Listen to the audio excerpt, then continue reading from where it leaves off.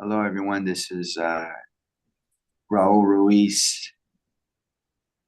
Can you hear me? Yes, Dr. Reese, Congressman Reese, this is Joel Kinnaman. How are you? Oh, I'm doing well. Can you guys see me? We can't see you yet. Okay. Yes. Oh, we can? Okay. I guess we can. Just give us 1 second. IT is just tightening up some loose ends, please. Thank you. Will do.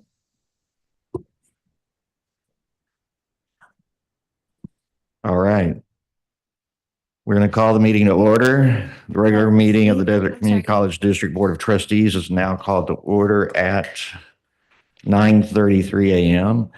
You may join today's meeting in person via Zoom, webinar, or watch the live stream from the College of the Desert YouTube channel.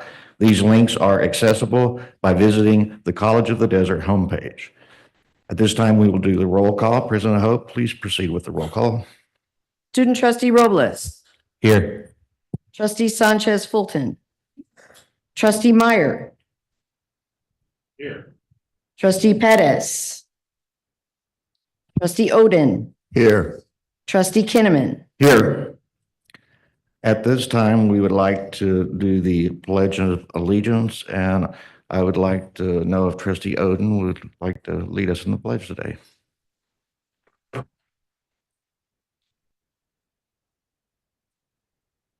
It's always a privilege to rededicate ourselves to our country by placing our right hands over our hearts, ready to begin. I pledge allegiance to the flag of the United States of America.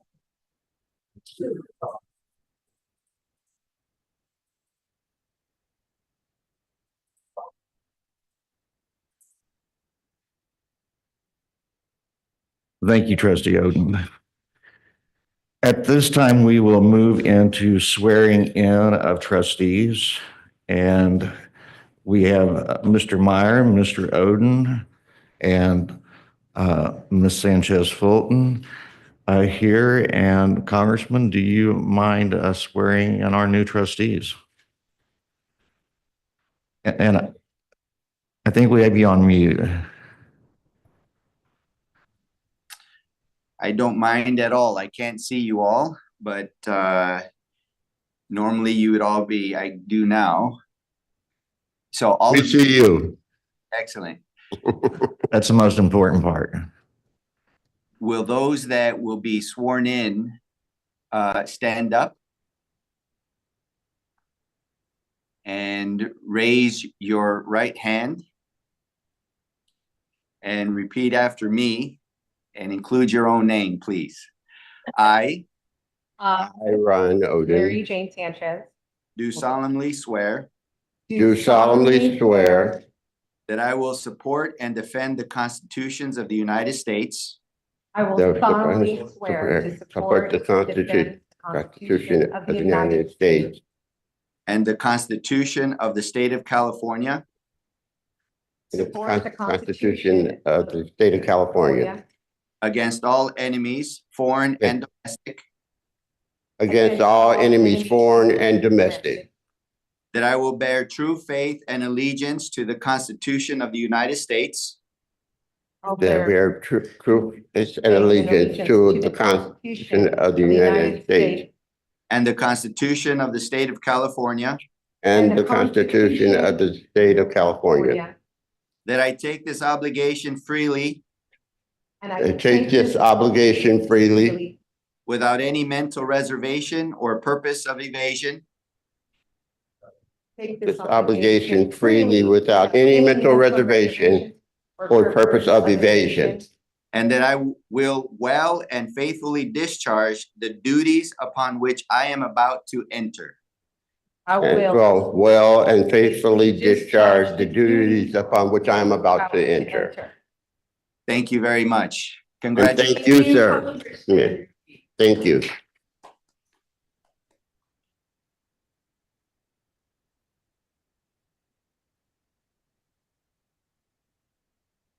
Congressman Reese, thank you very much. It was our honor to have you here with us and doing the swearing in this morning. At this time, we will take a 10-minute recess.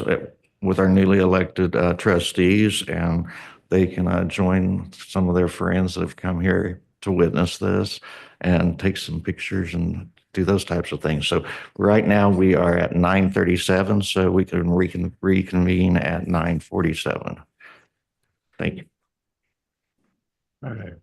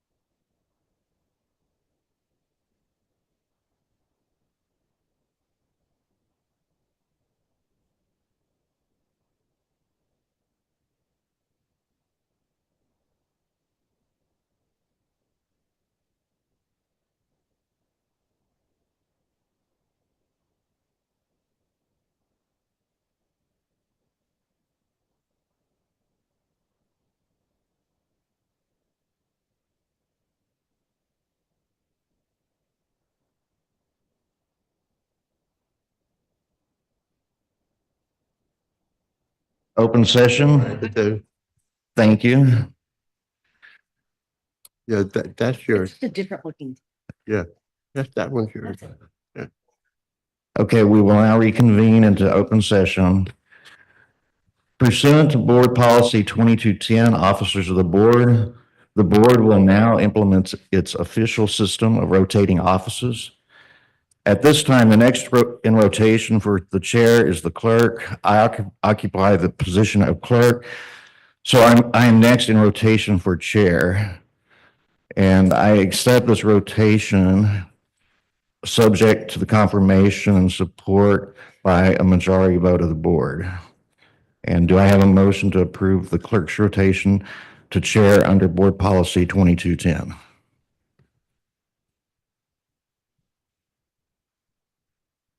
I'll move. Do I have a second? Second. Okay, any discussion? Okay, the board will now vote to confirm the office of chair via roll call vote. President Hope?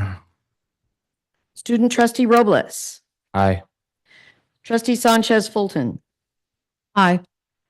Trustee Meyer. Trustee Pettis. Aye. Trustee Odin.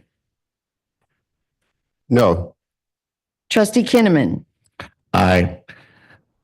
The motion carried. Thank you very much. I look forward to working with all of you as we move forward in the new year. Before moving on with this agenda, on behalf of the Board of Trustees and the district, I wanted to take a moment and thank Trustee Stefan for her service as chair over the 2 years, including her 25 years as service as a trustee.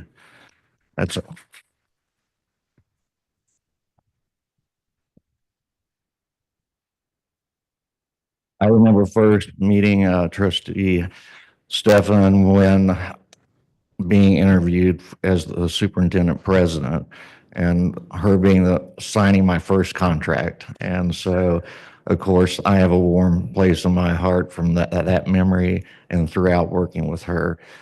She's at every event, it seems like, always committed,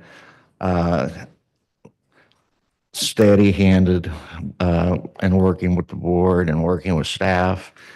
And I think she really serves a role model for all of us. So thank you, Trustee Stefan. Now we'll move to Vice Chair. Trustee Odin, as the next member in rotation for Vice Chair, do you accept this rotation subject to confirmation by the majority vote of the board? Yes.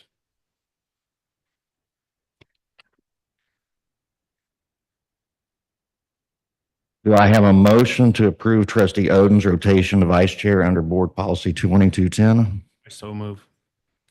We have a motion and a second. Any discussion? The board will now vote to confirm the office of Vice Chair by roll call vote. President Hope? Student trustee Robles. Aye. Trustee Sanchez Fulton. Trustee Meyer. Aye. Yes. Trustee Pettis. Aye. Trustee Odin. Right. Trustee Kinnaman. Aye. Motion carries. Congratulations, Trustee Odin. Trustee Perez, as the next member in rotation for clerk, do you accept this rotation subject to confirmation by the majority vote of the board? I do, Mr. Chair. Do I have a motion to approve Trustee Perez's rotation to clerk under Board Policy 2210? Do I have a second? Second. The board will now vote. Oh, any discussion?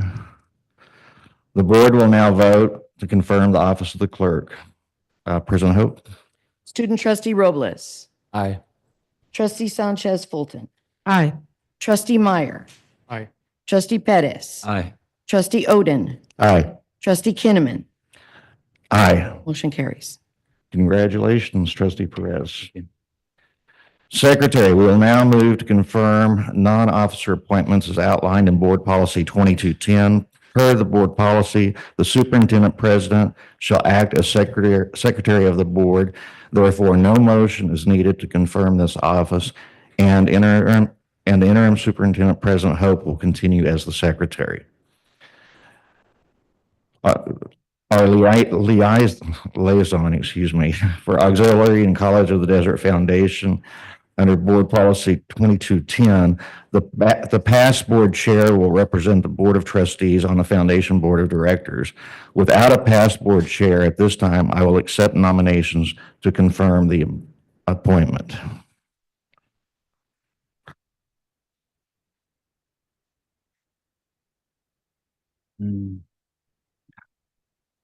Am I allowed to nominate Carlos? Okay, I'd like to nominate Mary Jane Sanchez Fulton.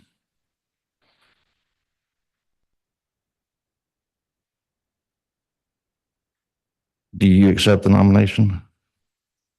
Okay. Yes, I accept the nomination. Do I have a motion to approve trustee Mary Jane Sanchez Fulton in this role on the foundation board? A motion or second? I'll move. Okay. Oh, yeah, it was a motion. and a Okay, second. so move. Okay, so we got a motion and a second. Okay, great. Any discussion? The board will now vote to confirm the appointment. Roll call vote, please, President Hope. Student trustee Robles. Aye. Trustee Sanchez Fulton. Aye. Trustee Meyer. Aye. Trustee Pettis. Aye. Trustee Oden. Trustee Kinnaman. Aye. Motion carries. Congratulations, trustee Sanchez Fulton. Thank you, Dr. Kinnaman. Liaison to the county committee per board policy 2210. I apologize, I skipped one item, so we'll go back. Thank you. Carlos was getting ready to get on me there. We'll go back to item 3.06. This is the theater committee. Again, in alignment with board policy 2210, the past board chair would represent the board of trustees on the McCallum Theater Committee. However, without a past board chair at this time, I will accept nominations to confirm the appointment. This is for the McCallum, correct? That's correct. I understand you had voiced interest in that in the past. Well, yes. However, I think after I was appointed, I came back and made a suggestion that there was, by having the board members there without having the college president and or designee, it created a layer of unnecessary bureaucracy and having to come back and forth to get work done. So I think that in addition to board members, that we should have at least the president and or the president designee on that committee as well. Yes, and President Hope and I did have that conversation. And do you want to elaborate on where we landed? Yeah, the conversation that we've had is that even though I am not officially the liaison to the McCallum Theater, I attend the board meetings as I can in order to sort of act ex officio and provide context to the McCallum board and support the board members who are in attendance.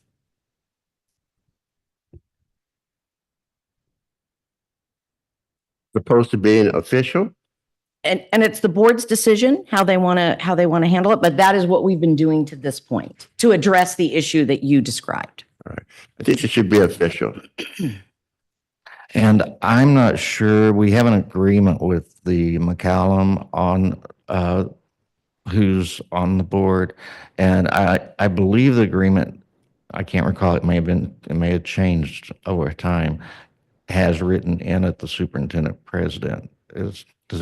It no longer specifies the superintendent president. What it says is 2 representatives appointed by the board. Okay. So it could be the superintendent president, it could be 2 trustees, could be superintendent and a trustee, however the board would like to resolve it.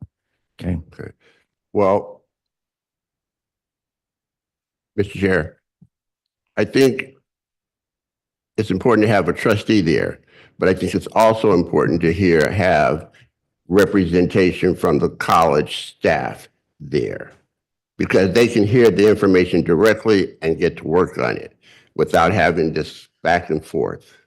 And that's what we're looking at, efficiency.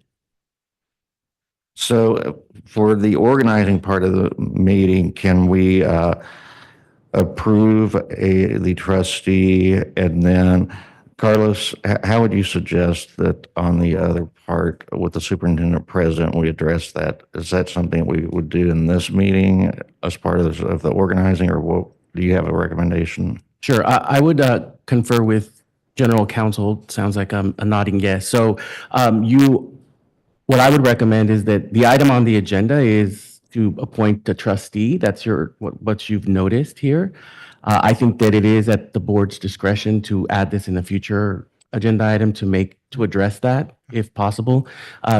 That's what my thinking is, Jake, because of how we've posted the item. I think it would be acceptable for the board, really is the board's prerogative to make the appointment, and the agenda clearly reflects that this item is the appointment of the representative. So if the board wants to appoint a trustee and re-agendize at a later date to appoint the superintendent president, that's okay. I also think under the Brown Act, it would be permissible for the board to make a motion that would appoint a trustee and the superintendent president if that's what the board wanted. I think the agenda item gives enough flexibility for the board to make an appointment for this committee. And would you recommend that be two actions, or can it be coupled into one? Could be coupled into one at the discretion of the motion maker. Okay, And that would be procedurally okay as well. that would be Mhm. great. Then I'm going to go ahead and make the motion that trustee Oden and Superintendent President Hope represent the board with the McCallum Theater Committee. And we can have a discussion. Well, I guess I need a second on that. Yeah. I'll second. Okay, great. Any discussion? Are you both willing to serve? Yeah. Okay, great. The board will now vote to confirm the appointment via roll call vote. President Hope? Student trustee Robles, Aye. trustee Sanchez Fulton. Aye. Trustee Meyer, Aye. trustee Pettis, Aye. trustee Oden, Aye. trustee Kinnaman. Aye. Motion carries. Great. The liaison for county committee. Per board policy 2210, the member following the clerk in rotation order shall serve as county liaison. Trustee Meyer is next in the rotation following the clerk. Therefore, trustee Meyer will be the liaison to the county committee, and no motion is needed to confirm. So congratulations, trustee Meyer. Item 3.08. Liaison, McCallum Board of Trustees, McCallum Finance and Executive Committee. We will now move to confirm non-officer appointments not outlined in Board Policy 2210. At this time, I will accept nominations to confirm the appointment. I'd like to nominate trustee Meyer for the position. Trustee Meyer, do you accept that nomination? I'll accept the nomination. Do I have a motion to approve? Trustee Meyer. So moved. Do I have a second? Thank you. Any discussion? The board will now vote to confirm the appointment. President Hope? Student trustee Robles, Aye. trustee Sanchez Fulton, Aye. trustee Meyer, trustee Pettis, Aye. trustee Oden, Aye. trustee Kinnaman. Aye. Motion carries. Congratulations, trustee Meyer. Item 3.09, Liaison Alumni Association Board of Directors. At this time, I will accept nominations to confirm the appointment.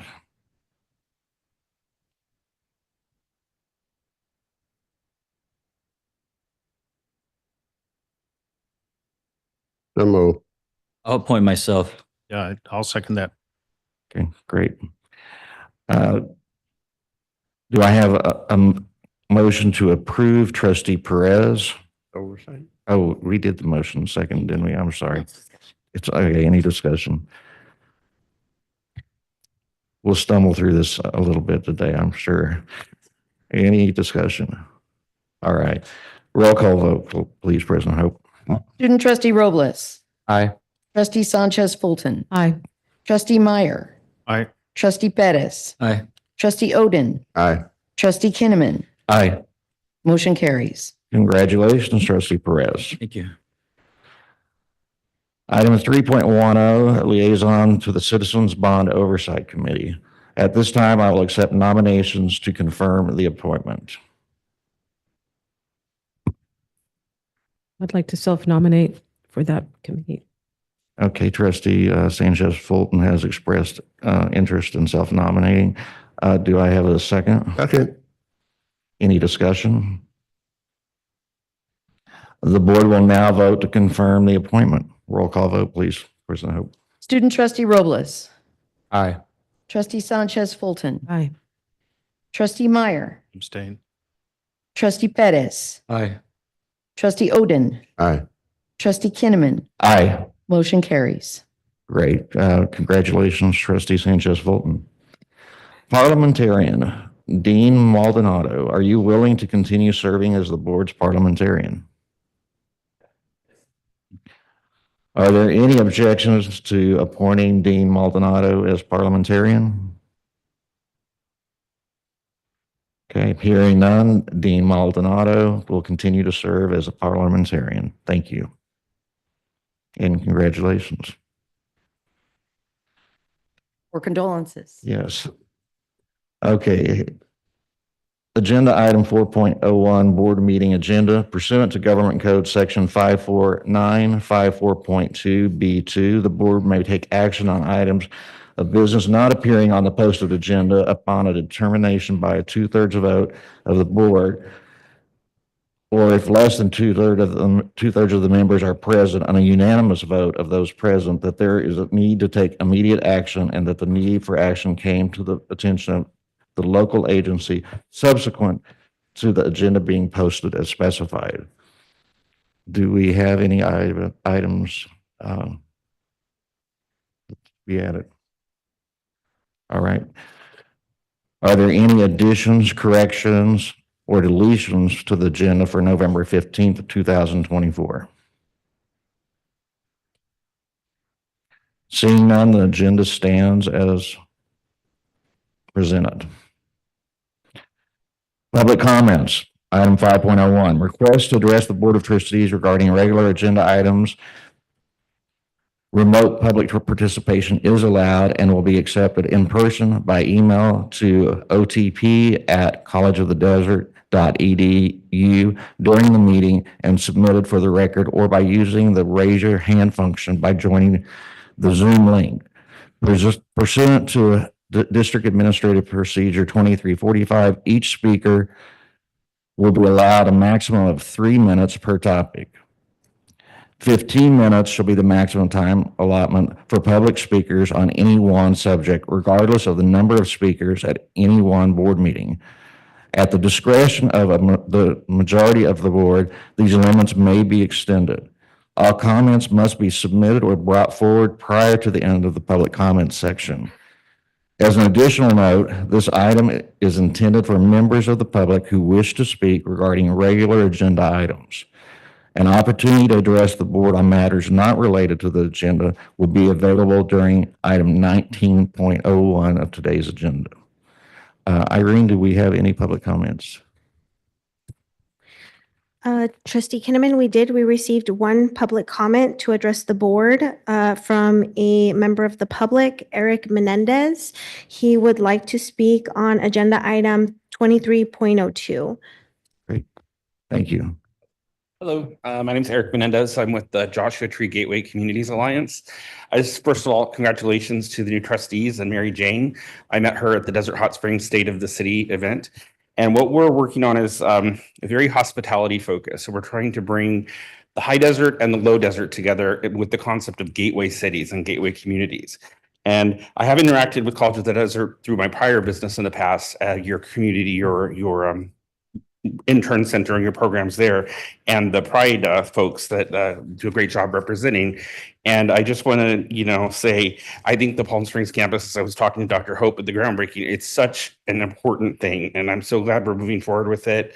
And Mary Jane, everything you do to bring equality and making it college accessible for people who otherwise wouldn't have it, I think it's really important. So I just want to say great job and congratulations. So thank you. Oh, and we're having a new event at Freedom Plaza where we also have a Copper Mountain College. And I do want to add one thing. They just had a trustee who retired. I think he had 20 something years. And he gave a story how back when College of the Desert, and I did not know this, used to run Copper Mountain College or did it. And the first graduate who walked across the stage ended up being his wife. He was the only graduate. So they told the story. So it's funny how we're all connected, but we have a great hospitality program too, and we're trying to expand it. We've got a community, a culinary program at our kitchen at Freedom Plaza, which is a great it's right in the National Park Visitor Center. So we're having an event there in February, and I hope we can get some representation from your programs as well, because I think it's important for these students to go up there and see the park and interact. So thank you so much. And some information's here if you're interested. Thank you. Thank you. Thank you. All right, moving to public update 6.01. President Hope, please help us introduce our newest employee appointments. Yes, thank you so much, Chair Kinnaman. This is an opportunity for us to introduce new employees and welcome them to the College of the Desert team. And so as you can see, we have 2 classified appointments and 1 faculty appointment. Emmanuel Luna Orozco, who has joined the financial aid team. Alicia Rosado has joined IT, and we see our needs in IT continuously growing. So great to have that addition as well. And Ismael Davila Jr. is joining us as counselor coordinator for our Rising Scholars program. And for those, the new trustees, I just want to mention our Rising Scholars program is a college program that we are putting in the juvenile detention center in Indio. And so there are 50 incarcerated young men in that facility, and we're beginning instruction for them in the spring. Thank you.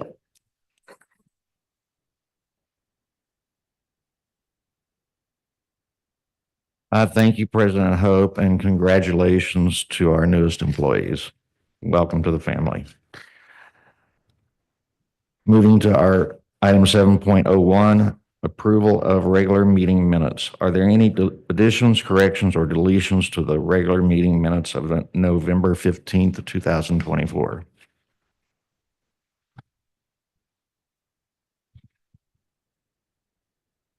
If there are no corrections to the minutes, they stand approved as presented.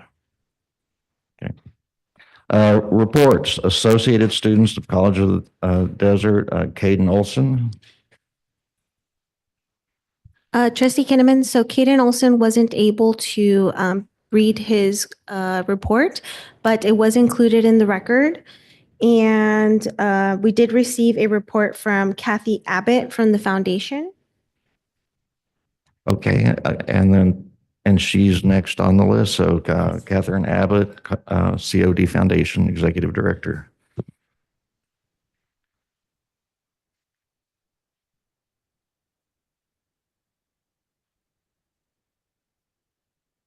Okay, good morning, trustees and student trustee Robles, vice presidents and superintendent president Hope. First, I want to say congratulations and welcome to our new trustees. The Foundation Board of Directors looks forward to working with you on many important student and college initiatives. I would also like to say thank you and goodbye to Bonnie Steffen and B. Gonzalez. Your service to the college is immeasurable and your support for the foundation appreciated. I hope this means that neither of you will go away too far, and please know that both of you will be missed. And I hope they're watching. The foundation's largest event of the year is less than 1 month away. We hope that you will consider joining us for Stepping Out for College of the Desert Citizens of Distinction Gala on January 16th, 2024. We want to thank our presenting sponsors, the Green Family Foundation, Jim and Jessica Green, as well as Jordan Schnitzer and the Harold and Arlene Schnitzer Care Foundation. They have provided incredible support year after year for this event. If you are interested in purchasing a ticket or sponsoring, please go to our website at codfoundation.org and select the Stepping Out Donate button. The event will highlight our President's Award winners, the One Future Coachella Valley Healthcare Workforce Leadership Roundtable. It's quite the mouthful. And we will have an inaugural Hall of Fame inductee as well as student essay recipients. It promises to be an evening celebrating the great work of the college. It's now been a year since the passing of one of our favorite donors, William Bill Tumulty. Bill was a visionary who knew giving back was life's greatest gift. It was worth noting that Bill set up the first LGBTQIA+ scholarships for students at College of the Desert. On December 5th, we honored Bill's legacy by dedicating a memorial bench outside the Pride Center and held our second annual Tumulty's Tamales event as a celebration and ongoing remembrance of his life. During the event, the trustee of his estate presented a $40,000 gift to the foundation, which will provide scholarships for the CV Pride Fund as well as center support.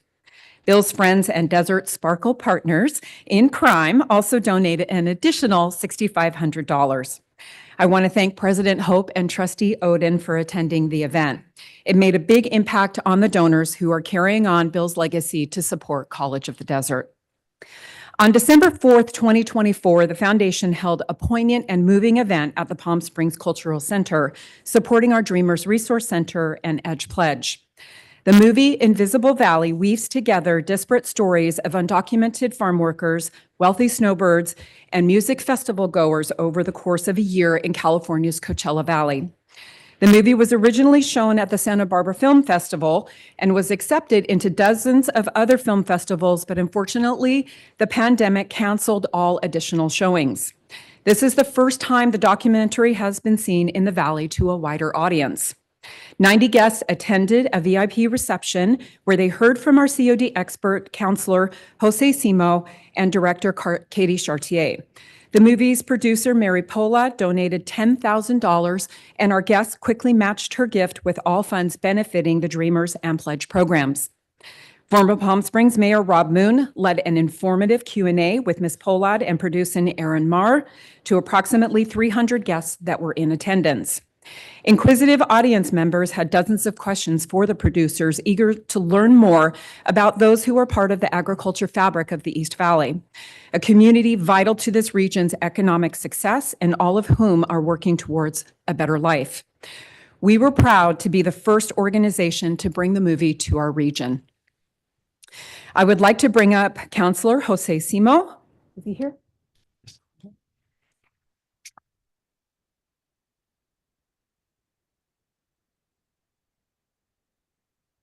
I want to direct your attention over here. This painting was created by Mary Ingebrand Polad, an artist and philanthropist whose art flows from her deeply personal connections to the human experience and the environment around her. Mary gifted this painting to the foundation, and it was lovingly bought by the foundation board of directors for the college. We would like to present this original painting to you and the Dreamers Resource Center.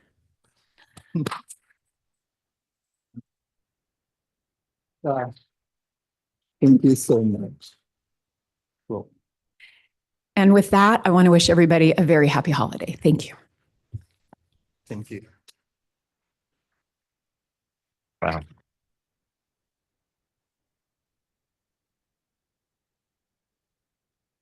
Thank you very much for the report, and that almost brings a tear to your eye. At this time, I would like to invite CSEA Omar Fimbris to do his report.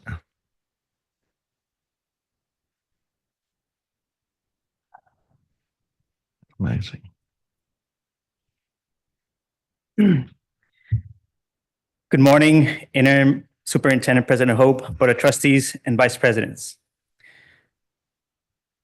I just want to be brief and for the matter of time. As you all know, I've submitted my report and it's available online. All of you can read it and be informed of the challenges, opportunities, celebrations, and the everyday brilliant work that our classified do. I want to especially acknowledge and thank Trustee B. Stefan for her support through the many years she has served as trustee. Bonnie, I hope you're watching. You helped guide us through several administrations and continue to be a strong supporter of our students and CSEA members. The person who will now represent your district has big shoes to fill. You will be greatly missed, and we wish you the best in your future endeavors. And to Trustee B. Gonzalez, thank you for diligently continue serving our students and the entire college. As many people will choose to dedicate time to help empower their community, we wish you the best. And lastly, I'd like to welcome our two new trustees, Trustee M. Mayer and Trustee MJ Sanchez.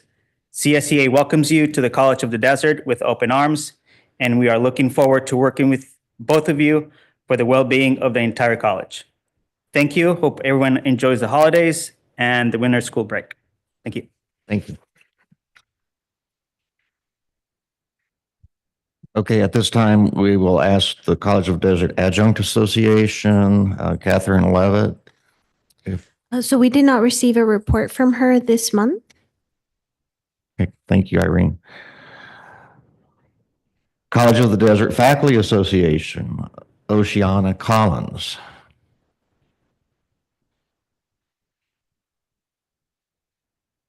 Hello, everybody. Good morning. I've got quite the report today, so I will get right to it. Happy almost winter solstice. All right. Good morning, President, Superintendent Hope, trustees, and College of the Desert community. This month, CODFA is sunshining our proposed articles for spring negotiations with the district. This year, we will be negotiating with limited openers and have surveyed our members to get a sense of what is important to our faculty. The survey revealed a general frustration at the widespread messaging of fiscal concerns by the district, while at the same time, our president superintendent received a contract extension that included a generous salary increase. In recent years, our association has struggled to preserve our right to receive the COLA funding allocated by the state, and our faculty has not seen an increase in our overload pay rate for over 10 years. Additionally, the district has been eroding our healthcare compensation package by incrementally passing the rising cost of premiums onto our members. Taken together, these things send a message to our faculty that our value to this district is not a priority. This message also spreads beyond the mountains of this valley and could prevent our college from attracting the talented faculty that we need in the future to make this a desirable place to work. Accurate payroll reporting continues to be an issue at COD. This is not the fault of our competent and hardworking payroll department. It is the result of an inefficient payroll process that needs to be fixed. All employees at COD deserve to have a modernized payroll system with access to a payroll portal so that employees can monitor in real time the accuracy of their compensation. These inefficiencies have undermined confidence in the institution as a whole and created an atmosphere of low morale among employees. It is time that COD prioritize strong, dependable institutional structures that encourage confidence, which allows us to stay focused on our jobs and what really matters, which is, of course, service to students in our community. CODFA feels strongly that the district must reopen the presidential search immediately. Many of us were disappointed to hear of the alleged confidentiality breach that resulted in the failing of the current search process. We have experienced too many changes in interim leadership from semester to semester. COD employees need and deserve to have stability in their workplace. Policies and practice must be consistent and dependable. From the top positions to upper management, all the way through middle management, our college will function much more efficiently and effectively with these positions filled by the most dedicated and committed professionals. CODFA stands in solidarity with our CODA and CSEA colleagues who have been working without a contract for more than 6 months. I must emphasize to the board the importance of a strong institutional backbone. one that is built on the confidence that our employees have in their salaries, healthcare, and working conditions.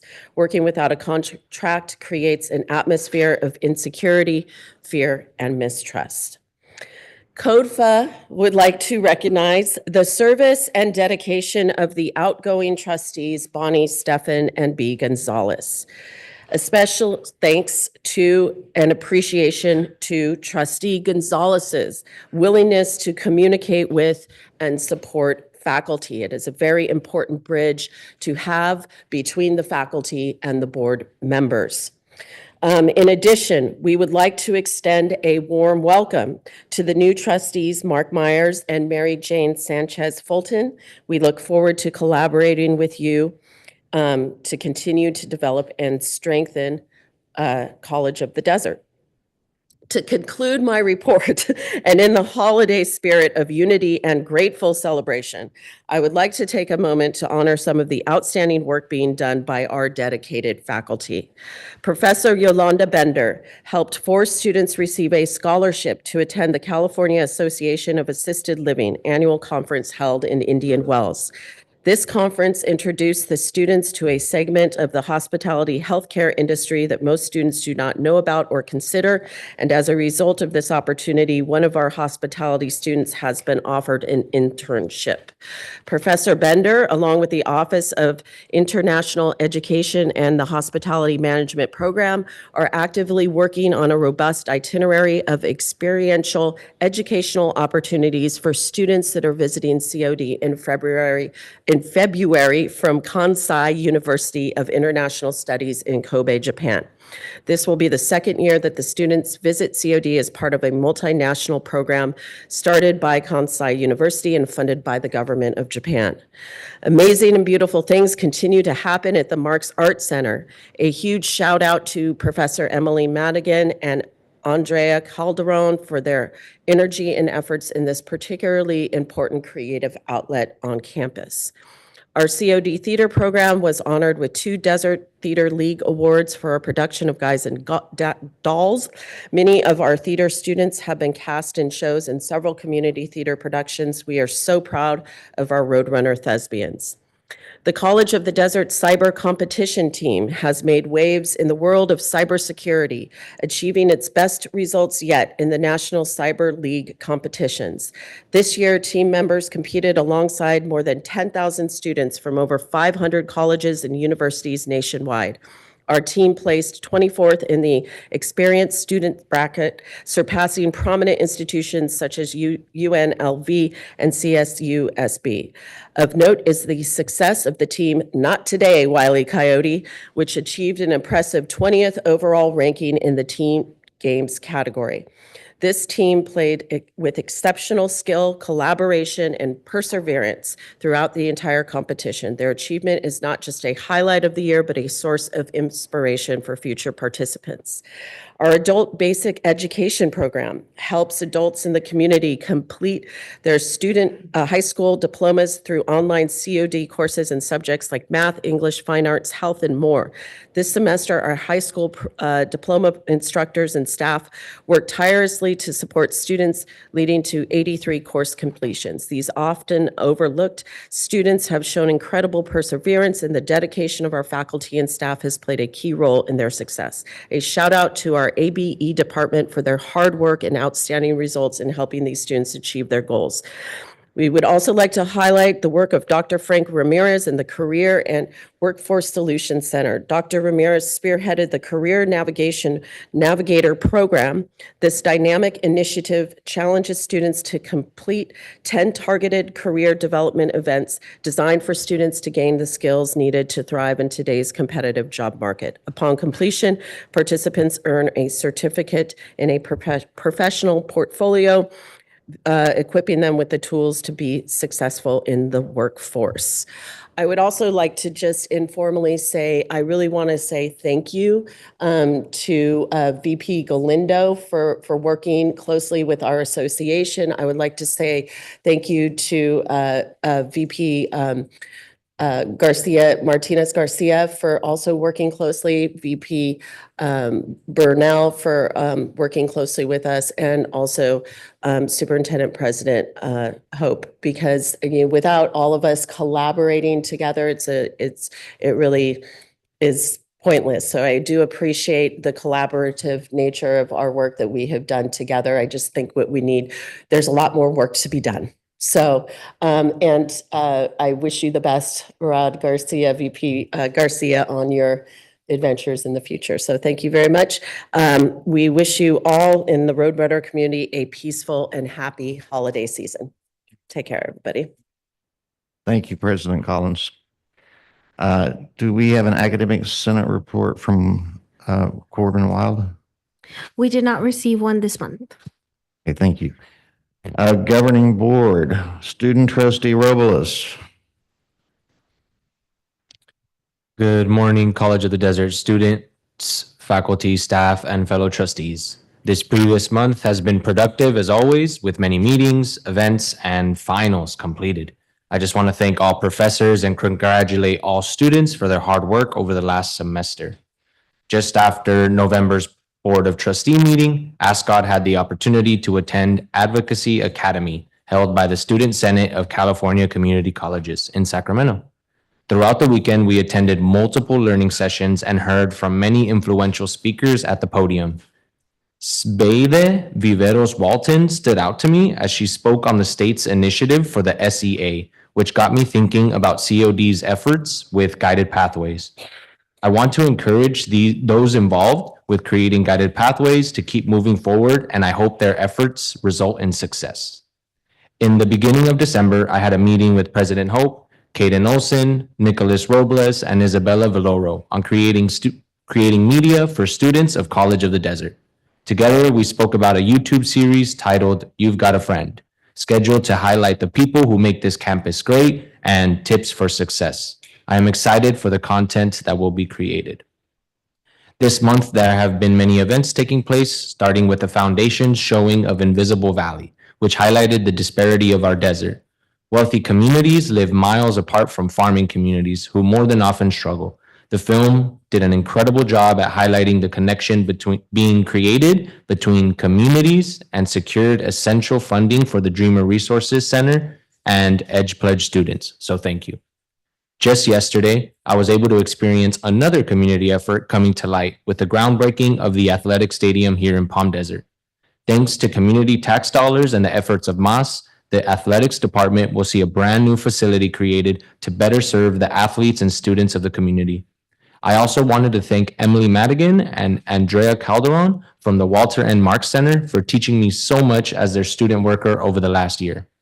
Through this work, I was able to complement the knowledge learned in digital production coursework with the marketing and content creation of the center. Being able to meet with creatives in a professional setting for the first time also opened my eyes to the possibilities available in the community. Thank you for developing my professional portfolio. In a more serious tone, I wanted to express my disappointment with the presidential search coming to a halt. Over the last 3 months, the committee was tasked with time-consuming work that was ultimately thrown away. I am disheartened that we continue to make mistakes affecting the reputation of the college. These actions create unwanted barriers for better resources and opportunities arriving for the students of College of the Desert. As a student myself, I am disappointed that the standards we are expected to uphold are not followed by all members of the community. As we enter the holiday season and spend time away with our loved ones, I urge everyone involved to set aside political differences to unify efforts for creating a better college environment for all. Finally, as I prepared for today's meeting, I was reminded of an important topic I have read about recently. An article posted by The Guardian spoke on equipment being inclusive of different sizes and genders. This reminded me that as we prepare students for their future roles in the community, we want to continue to expose them to as many scenarios as possible. I encourage us to continue to offer students experiences that prepare them to serve all types of people and do the work that will change the community. Thank you. Thank you. Trustee Sanchez.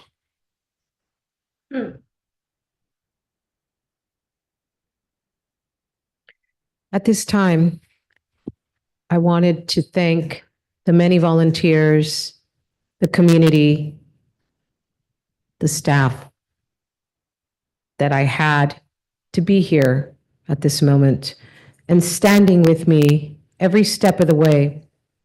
The campaign was and always remain about the community. As I step into this new role as trustee, I'm committed to serving the students, faculty, staff, and the broader community college of the desert. Together,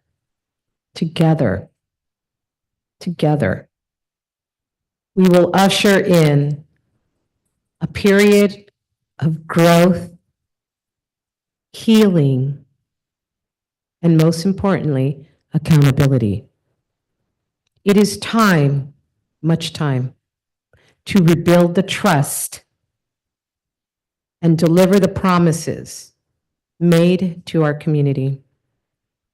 We're going to go onward and upward for our Roadrunner family. So with all this honor, I spell thank you to all. And just wanted to let you know, I want to thank President Hope for meeting with me this week to touch base and talk about what is going on here at the College of the Desert.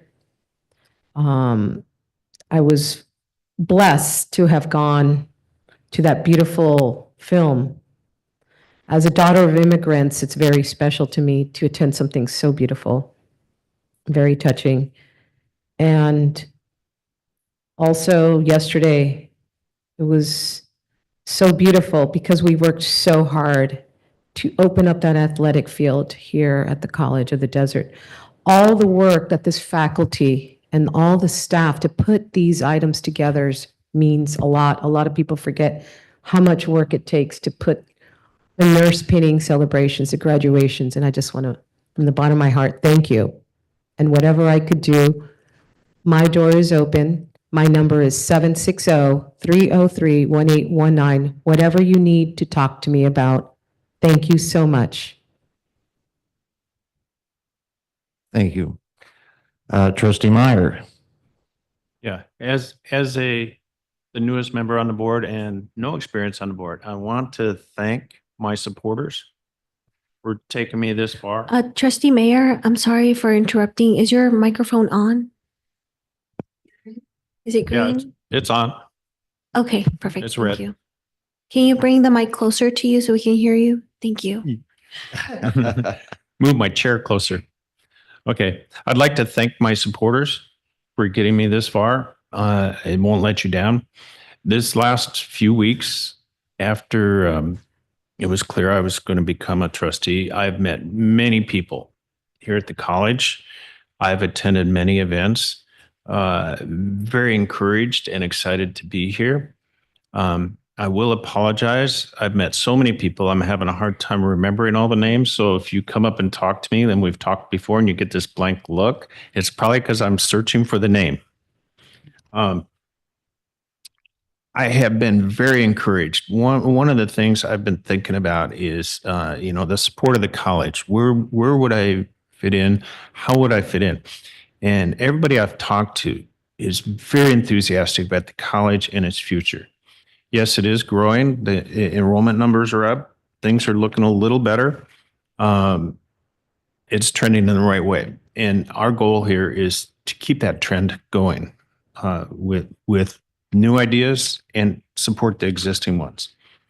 I've been very fortunate in the last few weeks to attend many events, the athletic field, groundbreaking, the nurse pinning ceremony, the Riverside Correction Officer graduation was very close to my heart for personal reasons.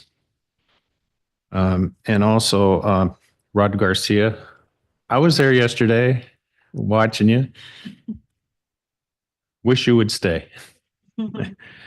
I'm not going to let down on the trust that my supporters have given me, and I welcome all feedback and input as I'm just taking it all in. Thank you very much. Thank you, Trustee Meyer. Trustee Perez. Thank you, Mr. Chair. I want to acknowledge and thank Trustee Bonnie Stephan for her 25 years of service and B. Gonzalez for her dedication to this institution. We're going to miss you, but we're also looking forward to the leadership and the welcoming of the new trustees. So thank you for your service as well. Want to congratulate everybody on their finals. Great job. You did it through the semester. And I also want to echo the comments of our student trustee, Trustee Robles. I think you spoke very eloquently and you brought some great points. So I'd like to acknowledge that and echo your comments. Thank you, Mr. Chair. Thank you, Trustee Perez. Trustee Oden. Thank you. On November 19th, I attended a presentation by College of the Desert at the James O. Jesse Unity Center in the Desert Highlands community of Palm Springs, which happens to be our most underserved population in the Coachella Valley. And I was never more proud of this institution. So I'd like to say a special thank you to those from admissions, from PACE, from dual enrollment, financial aid, EOPS. It was outstanding. This is the second of a series that we're planning to do quarterly or at least on a semi-regular basis in the community. It was just outstanding. I attended a webinar on the 3rd on institutional effectiveness and on AI. I was on campus on the 5th for the bench dedication for William Tamalti Jr. and got a chance to go to the center and to hear the students who are benefiting from, who have benefited from the scholarship program, the foundation for their continued support of our students, and to meet some of the special friends from Bill, and to hear their dedication and rededication to support the efforts that he has implemented here by supplying the college with these LGBTQI scholarships. But while here, I visited the Dreamer Resource Center, which was an exceptional experience. Got a chance to meet with and talk with a lot of students and to hear their personal stories. It was rewarding for me because that's really what it's all about for me. Are these students in providing the opportunities for their future that will change their lives? Also had an opportunity to talk with some students from the Black Student Success Center. And then on the 12th, I attended the program on AI at the Air Museum in Palm Springs. Had an opportunity to fly a drone for the first time and to meet with our students from the high schools as well as the college and to see the programs that they are working on. And especially those programs, those digital programs and films. Outstanding. And that's the thing. We are doing so many incredible things at this institution. And frankly, it annoys me that we have to deal with foolishness and not just focus on what's the best for these students. But I digress. On the 10th, I attended the inauguration party for the 27th mayor of the city of Palm Springs, who also happens to be the first Latino gay mayor of the city of Palm Springs, Ron DeHart.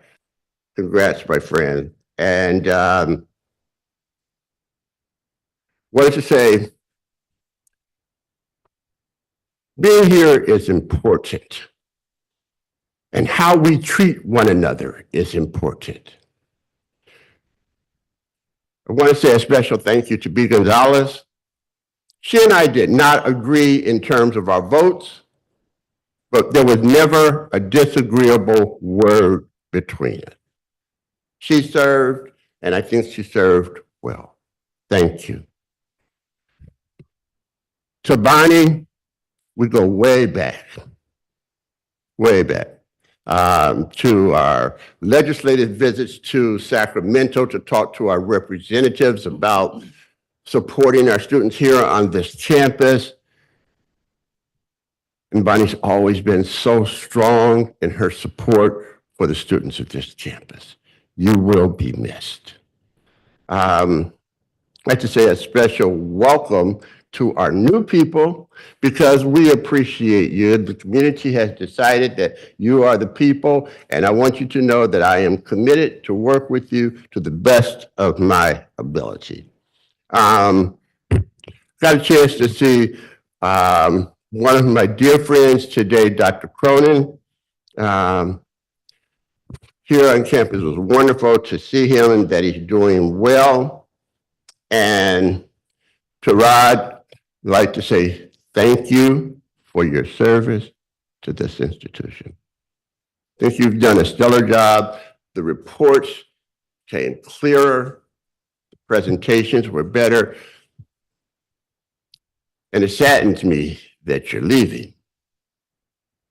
Because one of the things I talked about months ago was the creation of a stable system here. So now and Trustee Robles is so right, because when people look at all the chaos that's going on here, who would want to come? And believe me, there's chaos. And that creates instability for the people working here. So I'm hoping that in this holiday season, when the spirit of good cheer, love, and openness, and happiness, and all of those wonderful things that make this season what it is and what it should be, I wish to all of you a happy holiday season, and that for those of us who sit here, that this new year will be different. That we will be different, that we'll put our students and this institution first. Because if not, we're going to have a problem. Thank you. Thank you, Trustee Oden.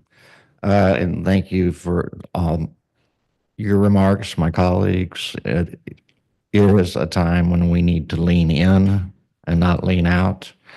And a football analogy, there's a reason for a huddle, and sometimes you need a huddle, and I think we're there. I think it's clear. We've got feedback from ACCJC that we've got work to do, and so I'm confident from all your marks that everyone is prepared to lean in and work together and not be divisive. So many events that have taken place. I'm sure Irene and others are exhausted with coordinating all the groundbreakings this season, on top of all the daily demands. And we often forget the work that the staff and the faculty are having to do on a daily basis just to fulfill their primary jobs. And then there's these other celebrations, which are fun for us to attend and celebrate, and they recharge us. But I also understand it comes with a lot of sacrifice for our faculty and our staff to provide that to us and to the community. And so I appreciate all that. I think everybody that's attended functions have noticed the quality that they've been, and it's really a good message to our community. And so I thank you for that. Congratulations to our newest trustees. I share that. I look forward to leaning in with you as well as we move forward. And we will have a brighter year next year with our focus on students. And so with that, that concludes my report. And we can move to Superintendent President Hope. Thank you, Chair Kinnaman. Like the rest of the trustees, I want to thank B. Gonzalez and Bonnie Steffen for their service to the community and to the trusteeship effort that is so important. Both of them were incredibly supportive and kind, and I appreciate everything that they've done for the college, especially Bonnie, given the number of years. There is not almost a building on this campus that doesn't have Bonnie's name on it. And that's because of her hard work and dedication that was consistent over decades. So thank you to both of you. Like the trustees have noted, I enjoyed attending the correctional and peace officer graduations and the RN nursing pinning. It's always inspirational to hear the stories of students and share their accomplishments. I really appreciate especially the new trustees attending those events with me. It means a lot to the students and to the faculty and staff that you're there. So thank you so much for making the time because it really is important and meaningful symbolically. Congratulations to our new trustees, Mark Meyer and Mary Jane Sanchez Fulton, on their election victories, as well as to Ron Oden, our incumbent trustee from Palm Springs, on his successful election. Looking forward to working with all of you in order to better support the college and keep us moving forward. On November 22nd, I presented with the statewide academic senate at the CCLC conference, the Community College League of California in San Francisco, on the Common Course Numbering Project, also known as AB 1111, excuse me. COD is engaging in this work despite a tremendous effort required by faculty and staff. And I really want to acknowledge that effort. This project, just as a quick orientation, is going to make it so that every course that's offered in the community college system has a common course number with not only the community college system and the UC and the CSU. So if you're taking communications NC6, that is the same course at Northridge, it's the same course at UC Santa Barbara, and it's the same course at Glendale Community College. So that's very helpful to students, but it does require a lot of work on our part. Counseling has been a huge effort. I want to thank VP Burrell for her effort with the staff and with our articulation officer and John Learned, our curriculum chair, to get that work done. And I hope when you see them in the new year, you'll congratulate them on the heavy work as well. I also attended with Nicholas Robles, the Thermal Oasis Community Council meeting in order to keep community leaders informed about the efforts to serve the East Valley. We shared programming information as well as updates on enrollment and opportunity. The council was very grateful to have the information and shared their concerns, however, about mixed status families and undocumented students, given the current political discussions about mass deportation. To that end, we started a preliminary review of policies that address the safety and security of our employees and our students. There'll be more review on that as we bring those policies to the trustees. But for our community, I just wanted to flag that because it's incredibly important that we do more than just say we support students, but that our policies follow that as well. Last week on December 12th with Trustee Oden and Vice President Burrell, I attended the Tech and Creative Economy event in Palm Springs, a summit of sorts that supported entrepreneurial and tech efforts that are being fostered through formal educational channels as well as through less formal partnerships. Our two adjunct faculty, Stephanie Bell and Ron DeGenova, are leading an effort with tech execs who reside in Palm Springs to develop a film made exclusively with AI.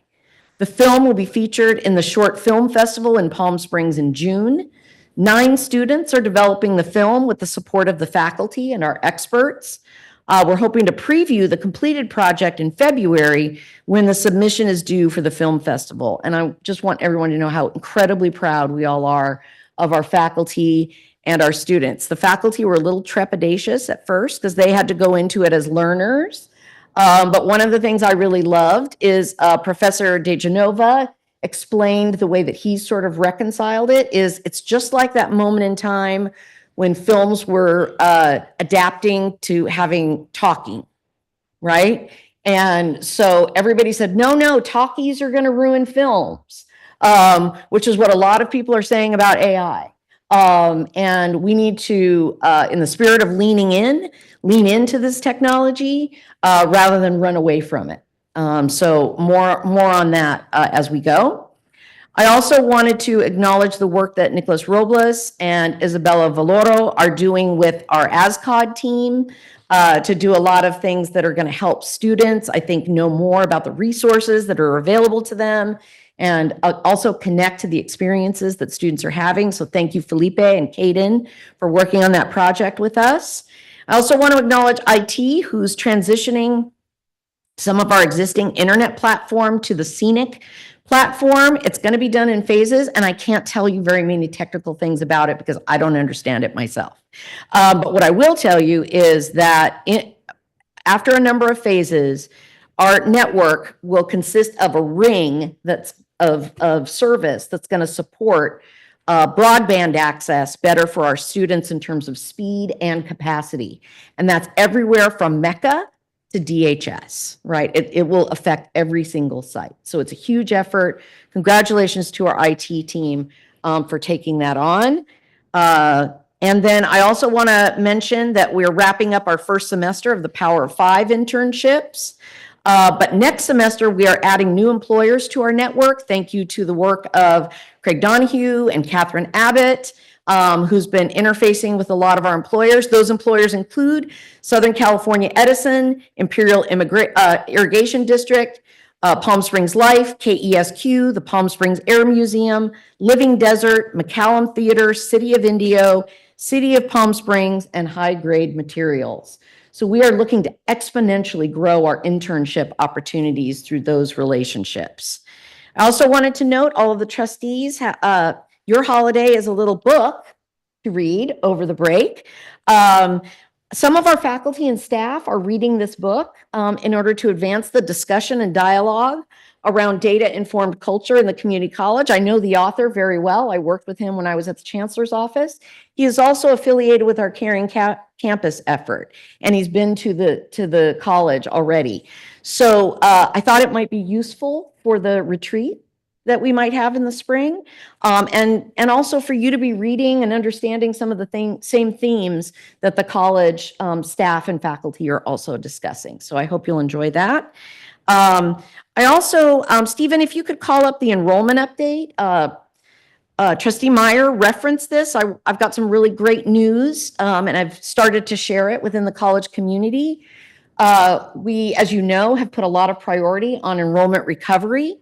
And as you can see in 23-24, we were looking at approximately, well, almost exactly 9625 in terms of our total FTES, full-time equivalent students.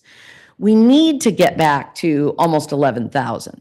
But within a span of a year, thanks to the effort of our deans, our department chairs, Vice President Burrell, Oksana Agai and her team, Larry Muller, we are anticipating that for 24-25 this year, we'll achieve 10,286 FTES, which is a very big jump. So can I have a little applause for everybody who works on this? It does not happen because of one person. It happens because the faculty, the staff, people are planning together, people are prioritizing retention, people are working on this on a regular basis. And if we could just look at the next slide very briefly, Stephen.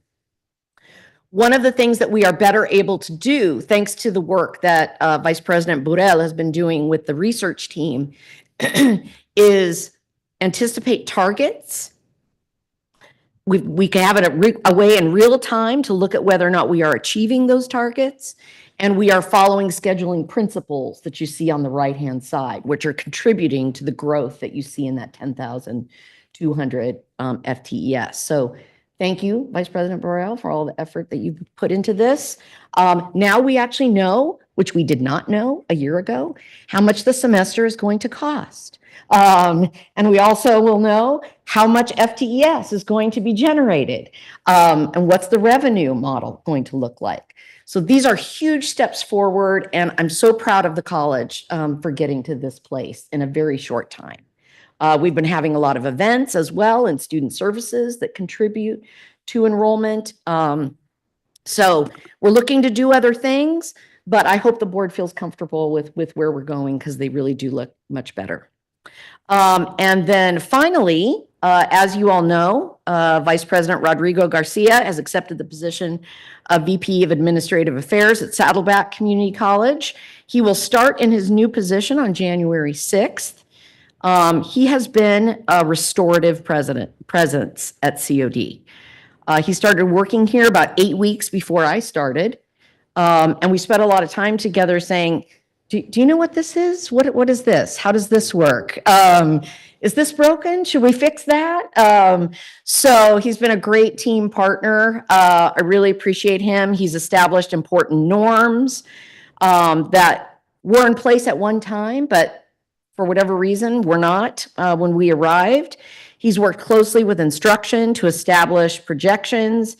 He provides essential leadership on capital projects and bond efforts, including the new market tax credit.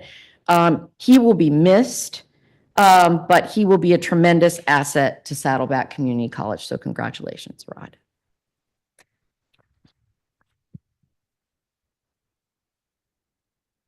And that concludes my report. Thank you, President Hope. Moving on to item 9.01, consent agenda. Before we proceed with the consent agenda, President Hope, can you please provide context regarding the board policies listed in agenda items 10.01 through 10.03? Yes, thank you, Chair Kinnaman. This, I just wanted to, I won't do this usually, but because we have two new trustees on the dais, of course, Trustee Sanchez Fulton has already experienced this in the past. But just to point out, on the consent agenda, this is a first reading of these policies. And when you see the policies on the agenda, we do try to provide both the red line version as well as a clean version so that you can see the things that have been changed, track those legal updates. Anything in red reflects a legal update that we are being asked to provide through CCLC. Anything that's blue is local language that we've discussed in the governance process, and we're providing it as a recommendation to the trustees. And so in this case, you've got several of them from different chapters. If you ever have questions about any of this, of course, Jake is a great resource for you as it relates to policy. I can support you in that as well. So I just wanted to note kind of how we structure these items for both a first and a second reading. And if there are ever any questions, please let me know. I also want to note before we get to consent on human resources, when we talk about resignations and retirements, I did want to especially call out the fact that Diane Russum has retired from the college. She spent a lot of her career ensuring that the Child Development Center was state of the art, and that the children and the parents had wonderful experiences there as well as the students. And so I just wanted to acknowledge her service to the college. Thank you, Trustee.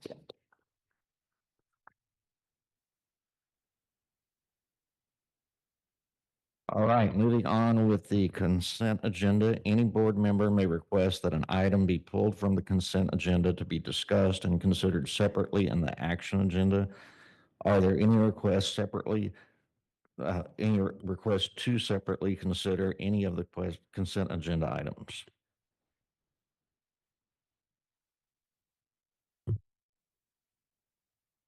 I'll make a motion to move the consent agenda. Is there a second? Second. All right. Can we do a roll call vote on this? Make a comment. Yes. Yes, sir. Just like to say, I'm really pleased to see almost $300,000 toward the completion of the Indio campus, $40,000 for the new paramedics program. 63 for the stadium. And on the contracts, I'm really pleased to see the one with the agua caliente to make sure that they are secured. So that's really important. Thank you. That's it. Thank you, trustee Oden. President Hope, can we do a roll call vote? Student trustee Robles, Aye. trustee Sanchez Fulton, Aye. trustee Meyer, Aye. trustee Pettis, Aye. trustee Oden, Aye. trustee Kinnaman. Aye. Motion carries. Okay, moving on to our action items. 15.01 Board Policies, Chapters 2 and 3, Category 1, Legal Updates, second reading. Do I have a motion to approve Board Policies 2431, 2432, 2740, and 3200 as presented? I'll move. Second. Any discussion? Okay, roll call vote. President Hope. Student trustee Robles, Aye. trustee Sanchez Fulton, trustee Meyer, Aye. trustee Pettis, Aye. trustee Oden, Aye. trustee Kinnaman. Aye. Motion carries.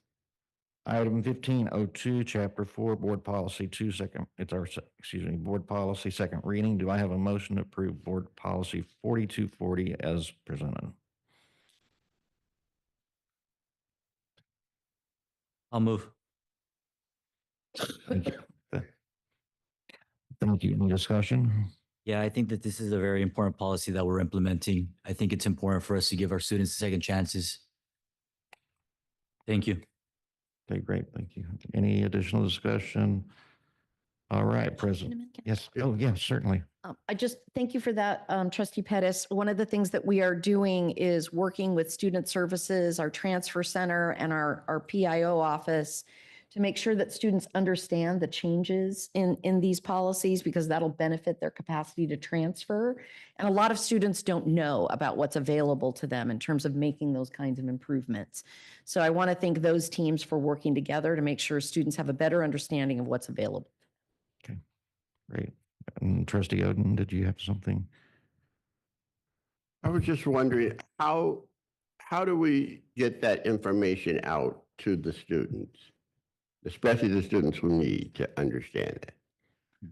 Well, I know one of the things that we are working on with ASCOD is a more robust social media campaign, because most of our students are not on the website. They're not on Facebook. They're on Instagram. They're on YouTube, right? They're on other platforms that we're starting to build out.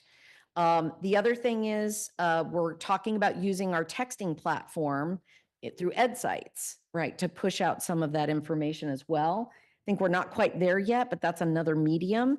And then I wondered if Nicholas Robles would like to add any additional comments about sharing information with students and what plans you and Isabella and Dottie have.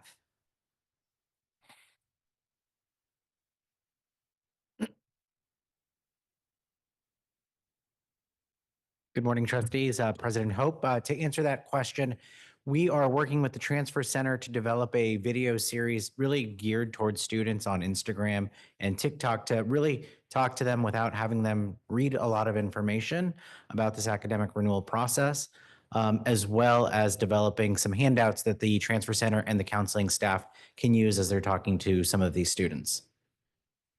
Thank you. May I, Chair? Yes, sir.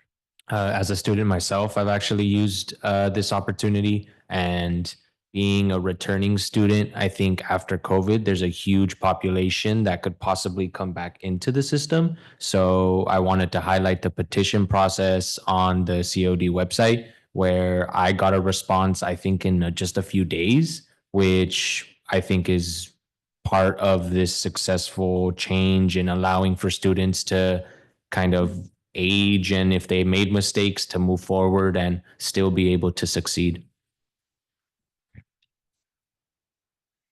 Question. During this process, Is there any shared governance with the student leadership to be part of that? So there you have input. I think since yes, thank you. Yeah, there are, Thank our you. ASCOD president and our student trustee, Robles, Okay. are both representatives working with our public information office. So that, because as you know, we can sit in a room and think about what speaks to students, but we really need to hear from students in order to design for them. Okay. So that's a very important value.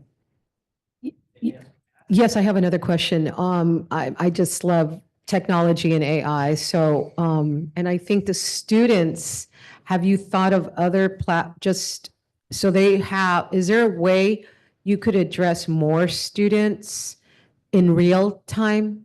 Have you thought of that avenue as well? Because let's say you have two leaders representing the students, but wouldn't it be great to have other input that students can go in Instagram or live time One of the things through we do, AI? we regularly survey our students, as well as informal surveys through polls through Instagram as well as TikTok. Mhm. So that's another way. And one of the other things is Isabella from the Public Relations Office does make regular meetings with ASCOD on a regular basis. So we have that continuous dialogue with the students. As well as one of the things I actually enjoy about my office is I get to be right in the lobby. So my doors open quite frequently. So students get to pop in and share a lot of thoughts with me. Okay. Thank you. Thank you. Any other discussion on this item? Yes. To also add on to that, I think structurally there is a lot of opportunity because participatory governance allows for certain groups. So we get the information, and then as soon as we speak with ASCOD ourselves, then that goes over with the vice president to the student leaders of the clubs. So the students who are actively wanting to be involved and are always in search of the information are receiving what they need to hear. So there's structure for it. Great. Thank you very much for that.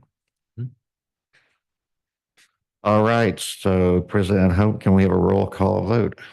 Student trustee Robles, Aye. trustee Sanchez Fulton, trustee Meyer, Aye. trustee Pettis, Aye. trustee Oden, Aye. trustee Kinnaman. Aye. Motion carries. Okay, moving to 1503, Chapter 7, Board Policy, second reading. Do I have a motion to approve Board Policy 7120 and 7340 as presented? Second. Okay, any discussion?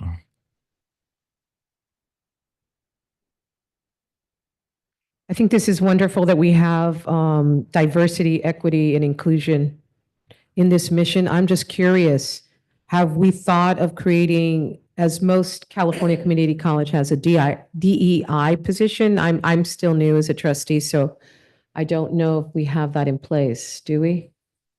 It's not concentrated in a single position. We have several groups that work toward that and then also work on our equity plan.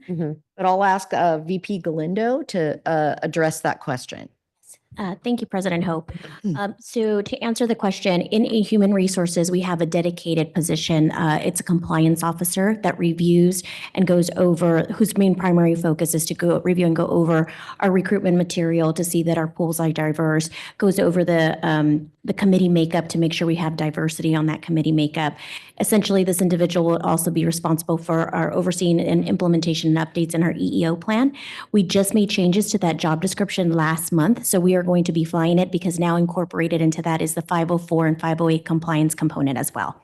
And that person will work closely with both the Equity Council that we have currently in place, but also is an active member in the Diversity Committee. Thank you. Great. Any other discussion? All right, President Hope, can we have a roll call vote, please? Student trustee Robles, Aye. trustee Sanchez Fulton, Aye. trustee Meyer, Aye. trustee Pettis, Aye. trustee Oden, Aye. trustee Kinnaman. Aye. Motion carries. Thank you. Item 1504, board member travel. HAKU, our Hispanic Association of College and Universities. Do I have a motion to approve 4 board members to attend the HAKU 30th Annual Capital Forum on Hispanic Higher Education as presented? So moved. Second. Second. Any discussion? Okay, can we have a roll call vote? President Hope? Student trustee Robles, Aye. trustee Sanchez Fulton, Aye. trustee Meyer, Aye. trustee Pettis, Aye. trustee Oden, Aye. trustee Kinnaman. Aye. Motion carries. Okay, item 15.05, board member travel, ACCT, Association of Community College Trustees. Do I have a motion to approve travel for 4 board members to attend the ACCT 2025 National Legislative Summit and 2 board members, the chair and vice chair, to attend the ACCT 2025 Governance Leadership Institute as presented? So move. Second. Okay, any discussion?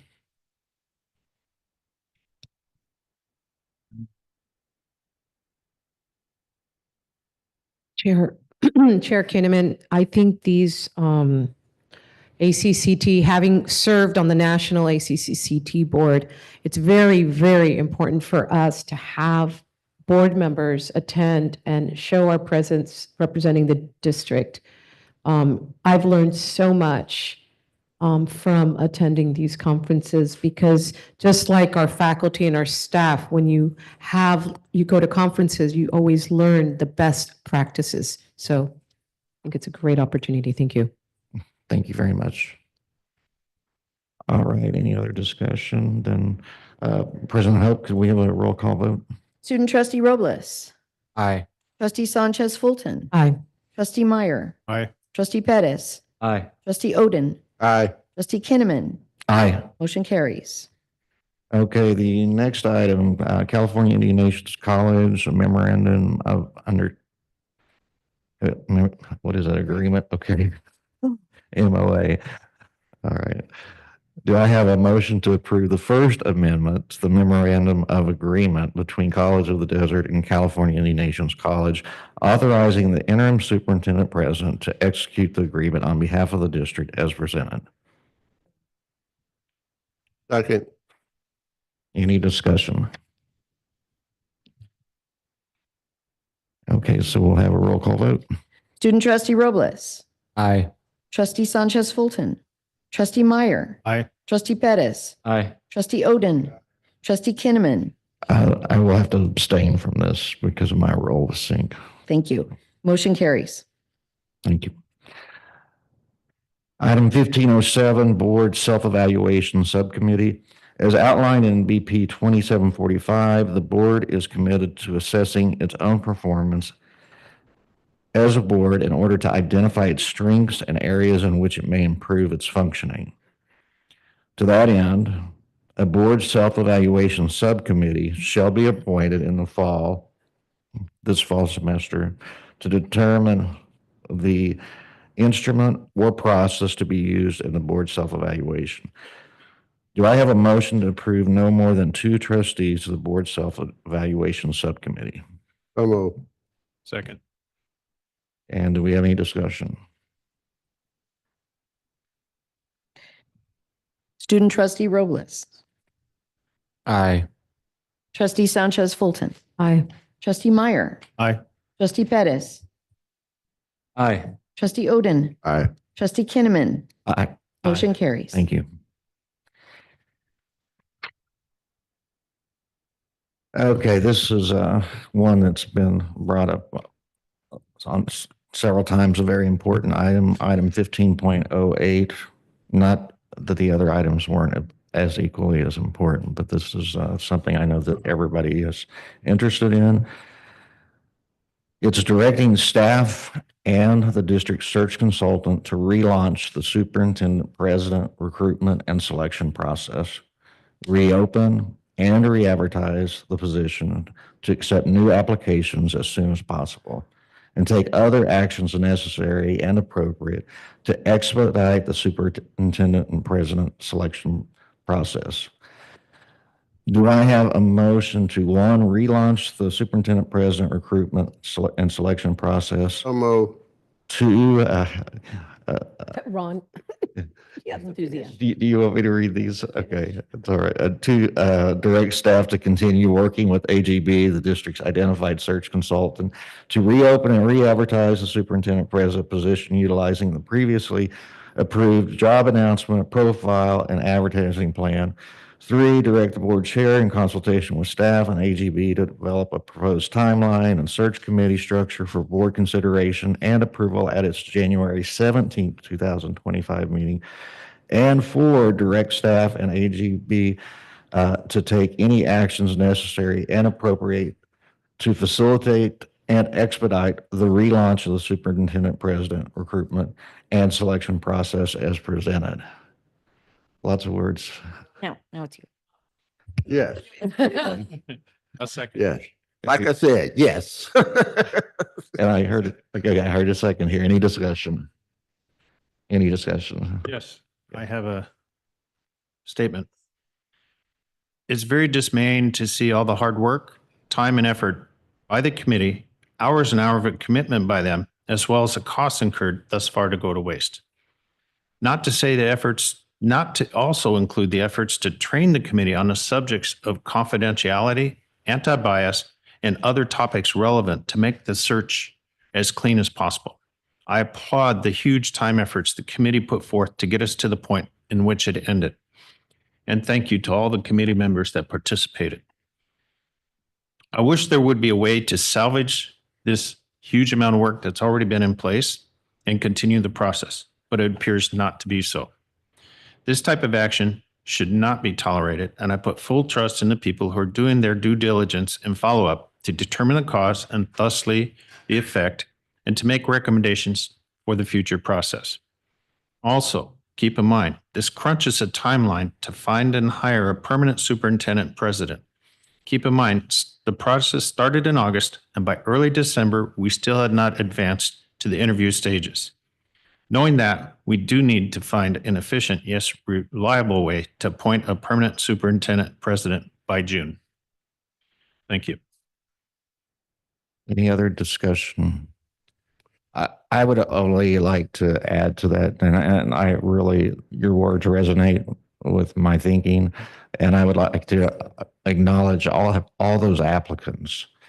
Learning about the college, so taking the time, thinking about being here, applying for the position, and that's a lot of effort, and we ask for a lot of information from individuals, and they have to learn a lot. So we have a little hiccup here, but we've got an action item here to help us move forward, I think, in a viable, productive way. Any other discussion? I just think it's important to note that there was no problem with the search committee. They didn't do anything wrong. So to continue with them expedites time because we've already vetted them.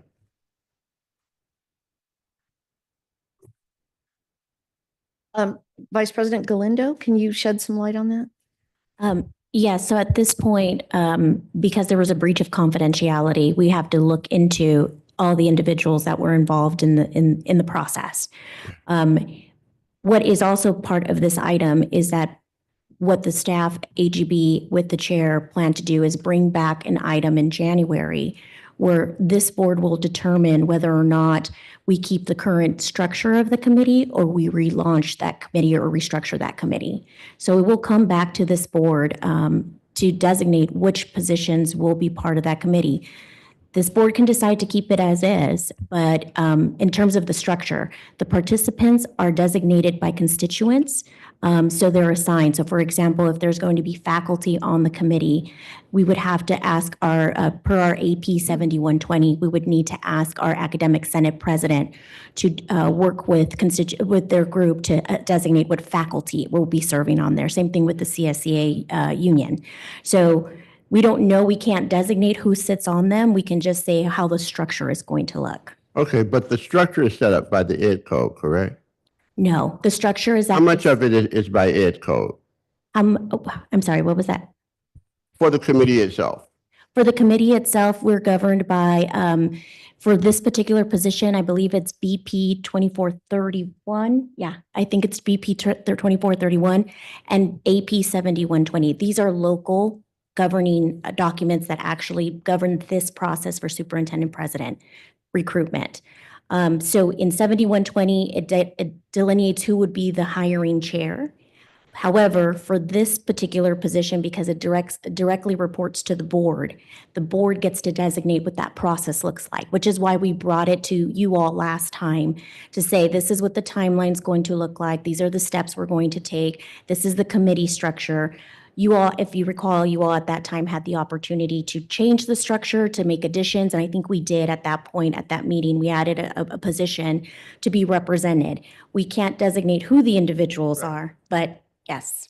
Okay. Is that, any other questions? Is that okay? Yes. Okay. Any more discussion? I have a question on how the community can be ensured that this breach won't be a continuous thing. Like we're just going to reset the process, but it can, is there any extra security steps? Is there anything added to this search process that can ensure people that they're going to have an actual search? Jake, do you want to, we've had at least one meeting with AGB. Yeah, it's an excellent question, and I would say that the action before the board at today's meeting does direct AGB in consultation with staff to bring those items back in January, which would include a proposed timeline and a committee structure, and there will be opportunities to address some of those issues at the January meeting, would be my anticipation. Awesome. Thank you. Legal, have a question.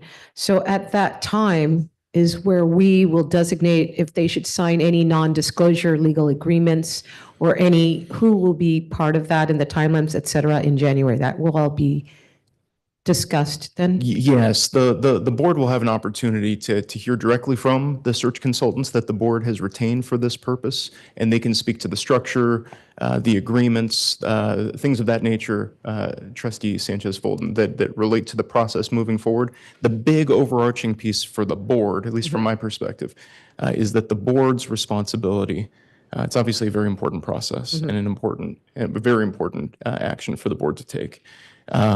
The board's responsibility, consistent with the process that was started and recently stopped, and prior processes that have been done in the same line for CEO selections, to establish the timeline and the structure of the committee. But there will certainly be opportunities to ask those more detailed questions. They get a little bit more into operations, but are very fair questions to ask when our search consultant is here. And I have a question. You said BP, Board Policy 3241, and I just want to confer, is that Board Policy 7120? Is that correct? Or did I get it wrong? AP 7120, Administrative Procedure 7120. Yes. Thank you.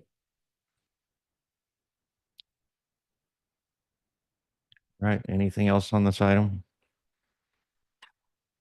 Thank you very much for all your questions and for staff's feedback as we go through this process. At this time, could President Hope call the? Student Trustee Robles. Aye. Trustee Sanchez Fulton. Aye. Trustee Meyer. Aye. Trustee Pettis. Aye. Trustee Oden. Aye. Trustee Kinnaman. Aye. Motion carries. Okay, the next item is. Mr. Kinnaman, Oh.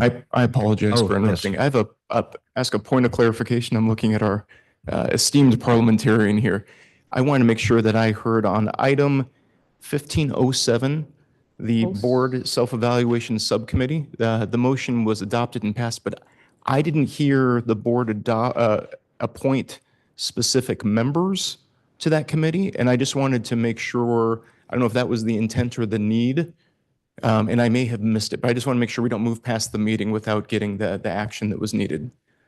I think, Jake, in the past, the chair has appointed those two Perfect. committee members. Okay, And so this empowers the chair to do that. fantastic. I just wanted to clarify in case we needed a motion to reconsider. So thank you. Yeah, better safe than sorry. So thank you, Jake, for bringing that up. All right, discussion, Board of Trustees, item 16.01, 2x2 meetings. Before we open up discussion on this item for the trustees, I'd like President Hope to provide the context.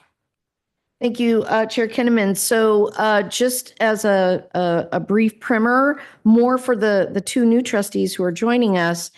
Last year, it was very important, in particular for Trustee Stefan, that we have 2-by-2 relationships with all of the cities that are within our district.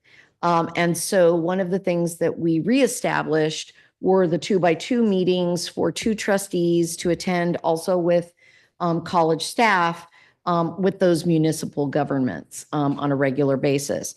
In the past, what my office did was to coordinate a survey to all of the trustees and ask that you choose one city that is within your representational district and one city that is not, right? Because that reinforces the fact that you represent the entire district.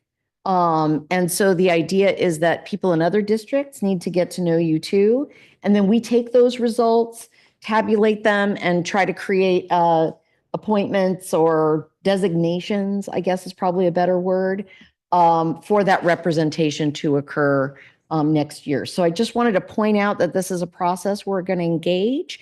And so please look for the survey link in your email from Irene, because we'll be sending that out to you shortly. And we'll ask you to rank your choices, and we'll try to get everybody's best choices as best we can. So the survey isn't out yet. No, it is not. Okay. Yeah, we'll do it probably in the new year, but before the next board meeting. Okay. Do this in public and let people know that we represent a certain city. It's you sent the survey. And when does it get to the public? Then I'll bring those designations back to the board meeting for your review, also as a discussion item. So it's not an action item because, it's more informal than that. Okay. But the idea is to support the board in, obviously being visible in their representational area, but also to help you have visibility across the district.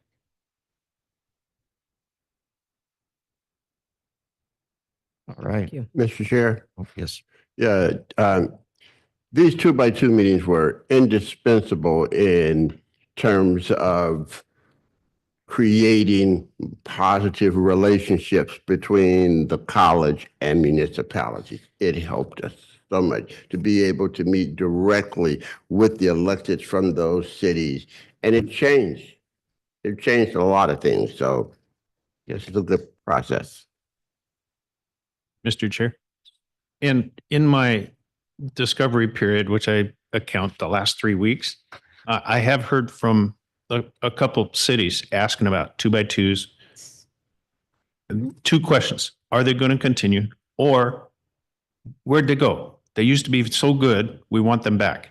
So I think some cities haven't had a 2-by-2. So I applaud this effort. Thank you. All right. President Hope, roll call vote. This was just a discussion item. Great. Kinnaman, so no action is necessary. All right. Thank you very much. If I would read my notes. That's okay. All right. So I have, and just because the demand has come from all the communities, what about the the district that I serve? A lot of times don't have a city. They're the unincorporated areas of the Coachella Valley, and what they have in mind. Let me give you an example. I believe out in Mecca, they have a district council. So when I say 2-by-2, wouldn't it be wonderful to encompass the district councils in the unincorporated valleys of the Coachella Valley? Yeah, we can certainly look at that. As I mentioned, we do go to those community council meetings, but not with a trustee yet. So if that's something that we want to incorporate, we certainly can. And then we also go to communities like Desert Highlands, not to meet with municipal leaders, but just to be there to be in touch with those communities. So all visibility and connectivity to those areas is important. I agree. So we will be incorporating the areas such as, let me give you an example, Thousand Palms. that is unincorporated or out in the eastern part of the Coachella Valley that are, they have district councils. So that those will now be encompassing? I certainly can talk with them about how often they meet because I want to know what the requirements are for them. I will tell you with 5 board members, 1 superintendent president, it is a lot. And so one of the things that I want to make sure that I also do is manage expectations and not, fall short in those meetings. So I think if we do sort of a phased approach, that could work well. Can I suggest, and I agree with Trustee Sanchez, I see some councils as well. Mhm. In your survey, maybe at the end, we put a note of other areas that need to be considered. Yeah, And then you can groups. decide how much bandwidth we have to do what we can with. But that way you get our feedback of what's important to us in our areas. That'd be great. We're happy to do that. Also, just a question, will these meetings be like an open forum or are these like closed meetings just with the appointed officials? If they're the community councils, those happen as an open meeting. If we meet with city officials, usually it's like the city manager and the mayor, then those are not public Brown Act kind of meetings. They're more informal than that. But certainly I have experience with the cities reporting back on what occurred in those 2x2s in order to keep the community in the loop. And then the trustees who participate tend to include those reports in their reports here. So there's kind of 2 feedback loops at work. Does that answer your question, Felipe? Yes, I'm just thinking of like students in each city. Not sure if it would be appropriate for them to be in these situations, but thinking of like the level of conversation of what's happening. Let's talk about that. You and Kaden and I talk about that. Okay. Okay. Great. All right, thank you for all your feedback and be checking your email for the survey when it comes out. At this time, we can move to item 1701, presentation of the initial reopening proposals from the Desert Community College District to the College of the Desert Faculty Association. Do I have a motion to agendize the public hearing for the January 17th, 2025 Board of Trustees meeting? So move. Any discussion? Okay, President Hope, roll call vote. Student trustee Robles. Aye. Trustee Sanchez Fulton. Trustee Meyer. Aye. Trustee Pettis. Aye. Trustee Oden. Aye. Trustee Kinnaman. Aye. Motion carries.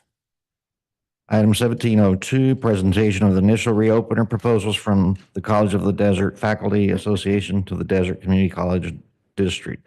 Do I have a motion to agendize the public hearing for January 17th, 2025 Board of Trustees meeting? So moved. Second. Any discussion? Just really quick, Mr. Chair, and this goes for the previous item as well. I just hope that we can meet halfway with each other. I'm really looking forward to, all of us just being on the same page and, working in harmony to best serve our students. Thank you. Thank you. All right, President Hope. Student trustee Robles. Aye. Trustee Sanchez Fulton. Aye. Trustee Meyer. Aye. Trustee Pettis. Trustee Oden. Aye. Trustee Kinnaman. Aye. Motion carries. Item 17.02, public employee appointment, extension of interim director. The recommended action will approve the following extended employment agreement. Interim director, EOPS, Care and Foster Youth Services, commencing January 1, 2025 through June 30th, 2025 at range 9, column 7, for an annual salary of $149,408.22. Do I have a motion to approve item 17.02 as approved? So move. Second. Any discussion? This position, as a former EOP student, it's so important that we have someone full-time interim. That's great, but our college. This is one of the best programs in EOP care and foster youth that serve our underserved communities. So I just would love to get, we could kind of expedite having a full-time, just because the students, I remember one of my students when I was on the campaign told me, I'm a foster youth and I don't know where to go, the feeling lost. So having someone there as soon as possible would be wonderful for our underserved students. Thank you. If I can Certainly. address that. Yes. Trustee Sanchez Fulton, we do have a full-time person in the position. This extends her contract while we conclude the permanent recruitment. Oh, I don't know that. And I just want to echo Trustee Sanchez Fulton's comments. I think as this is a very crucial position as well. They do a lot of great work for our institution and provide opportunities for our students who may not have that, that support at home.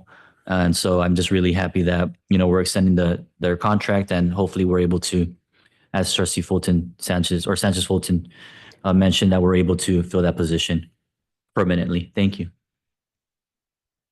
Thank you both. All right, President Hope, roll call. Student Trustee Robles. Aye. Trustee Sanchez Fulton. Aye. Trustee Meyer. Aye. Trustee Pettis. Trustee Oden. Aye. Trustee Kinnaman. Aye. Motion carries.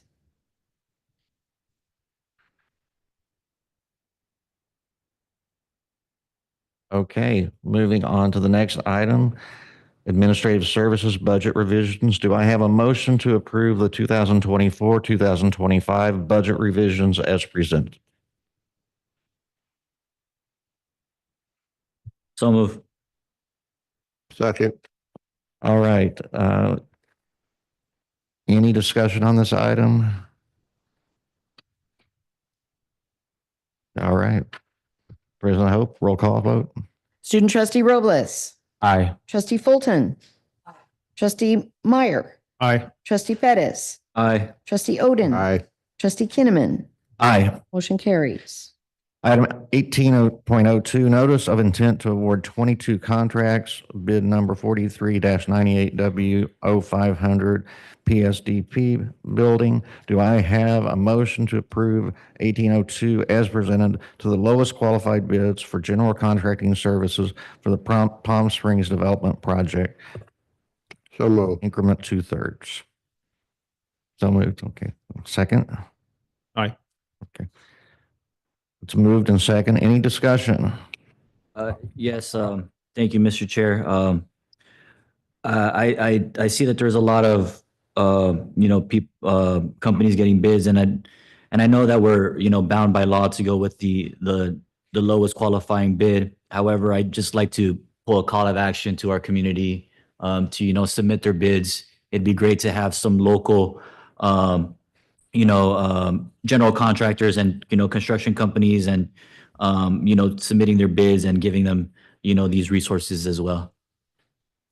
Thank you. With the res, just had a discussion. We need to be really streamlining this process for our local contractors. Do we have something, I'm just going to take it one step further for the RFP of what Trustee Perez said, to make it, a lot of minority-owned and local contractors don't know the RFP, they're small and they're local. Is there something that we have in place that can expedite or make it a little more, or maybe I should just 1 minute, rephrase it, our marketing efforts to our local business owners in the Coachella Valley? Thank you. Do we want Vice President Garcia? Yes, Vice President Garcia can address that issue. Sure, I could invite Robert Rauscher, and he could go through the process of what we do for bidding these process. I just wanted to bring to attention to the board, this is actually items that we have rebid. So there has been plenty of chances for the contractors to bid, because this is the second time around that we've gone through this process. We extended the deadline by 2 additional weeks in order to create more opportunity. We did not want to extend the opportunity longer than that because then we start looking at problems with construction deadlines.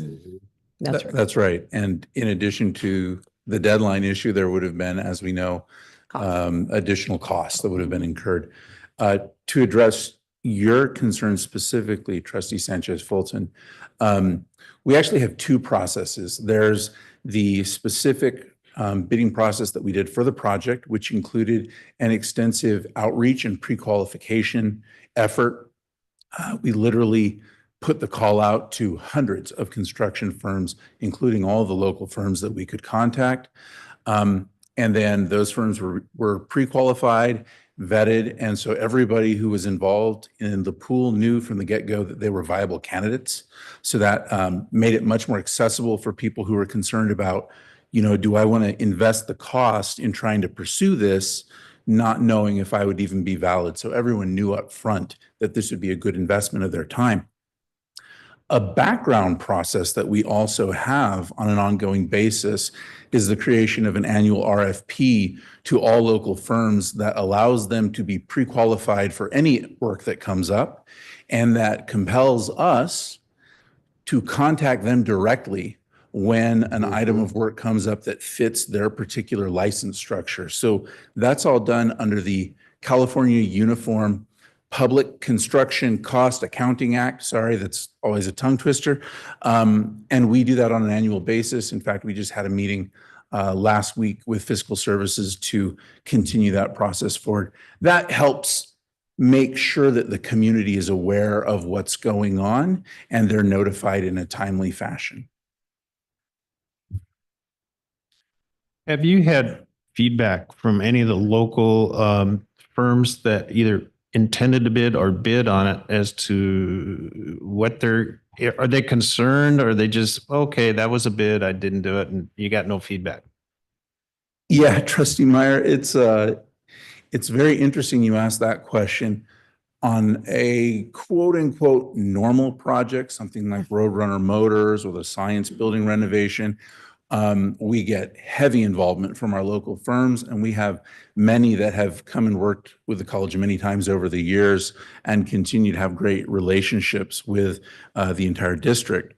In this case, because the project is huge, most of the local firms gave us the feedback of, thank you very much, this one's a little outside of our scale.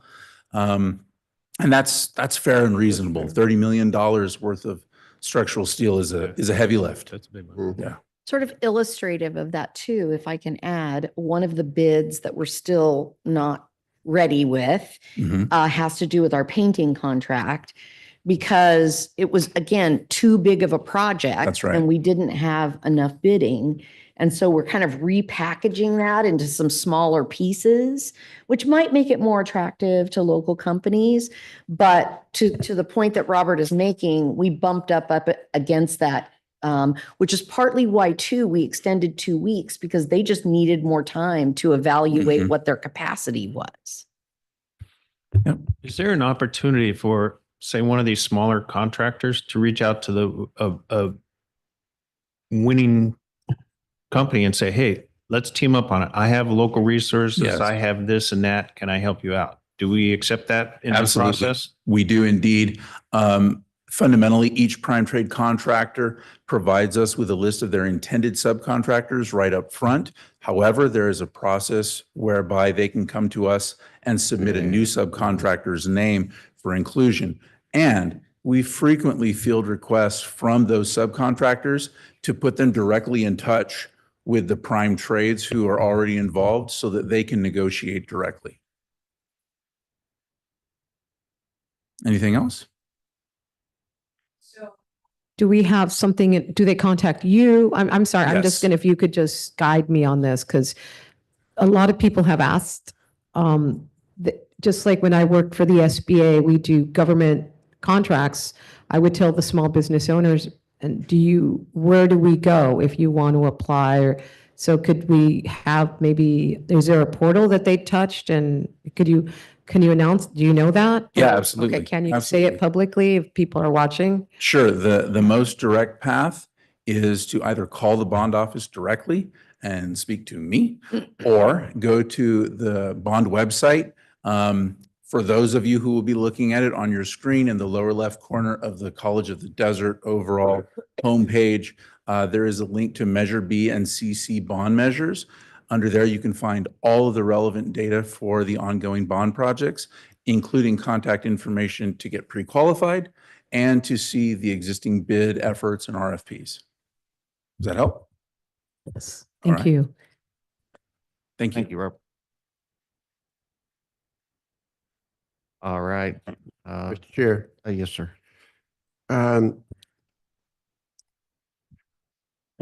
This means then that these bids are for phase 2 and 3. That's correct. 1 is completed, Yes, well, that with the allows- exception of the painting and, okay. And this is over, how much, over 200 million? Oh, easily. Yeah. Robert, do you know what the total bid package looks like that they're approving? It's well over 200 million. I'm about to steal a little bit of my own thunder from later, but yeah, we're looking at a little over $250 million Yeah. to be awarded now. And as a preview, it was a very, very good bid result. Mhm. Wow.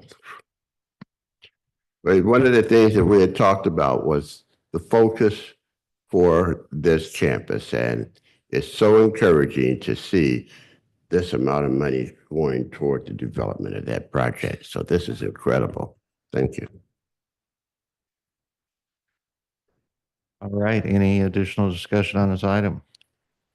Seeing none, roll call vote. President Hope? Student trustee Robles, Aye. trustee Sanchez Fulton, Aye.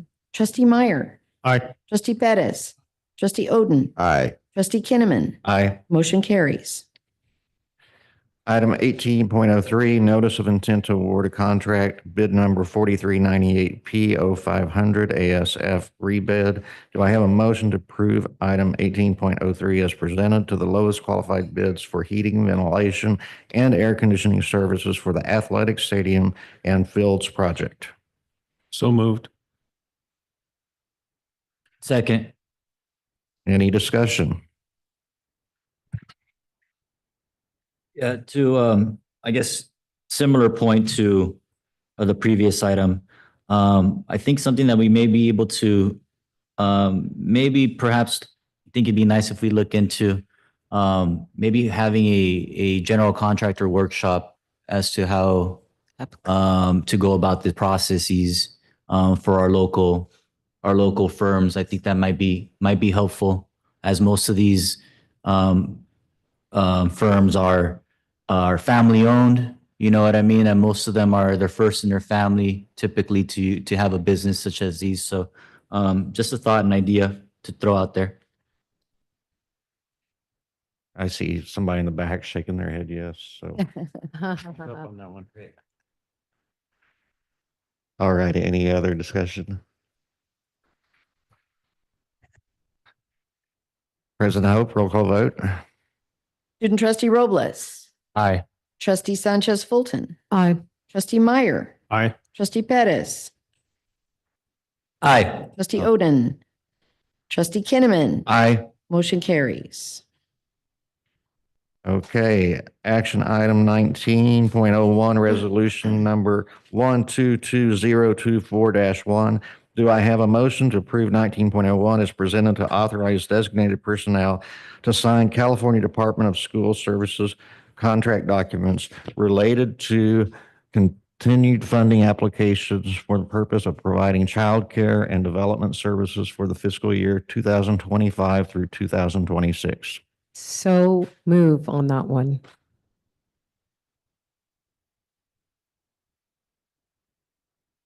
Second. Okay. Any discussion?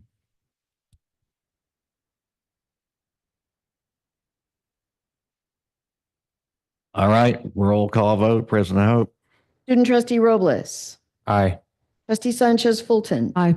trustee Meyer, Aye. trustee Pettis, Aye. trustee Oden, trustee Kinnaman. Aye. Motion carries. Now we'll be moving on to information item. There's no action required from the board on the following agenda items. We'll move to 20.01, Chapter 2, Administrative Services. Oh.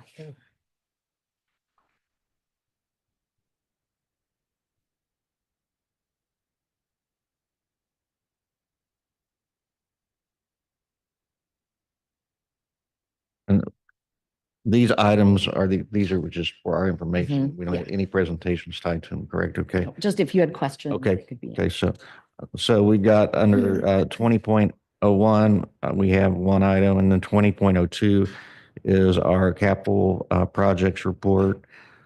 21.01 auxiliary services financial reports for first quarter. 21.02 our investment report first quarter. 21.03 our 2025-2026 budget development calendar. Then we have 22.01, Chapter 4, our administrative procedures. And I don't know if there's any questions related to any of these. Okay. Seeing none, we will move on with the agenda. Are we close to lunch, or should we go ahead and move into? We are. It's 11:55. So I might want to take a break before study session. Okay. Do you want to do closed during? Well, that's what if there's no objections from the board, can we do our closed, can we adjourn from this meeting? We'll come back for study sessions. And in closed, we can address the closed session items that you want to have. Okay. So Mr. Chair, you meant to recess, not adjourn, correct? Oh, I did mean recess. Thank you. We're going to practice that a little bit.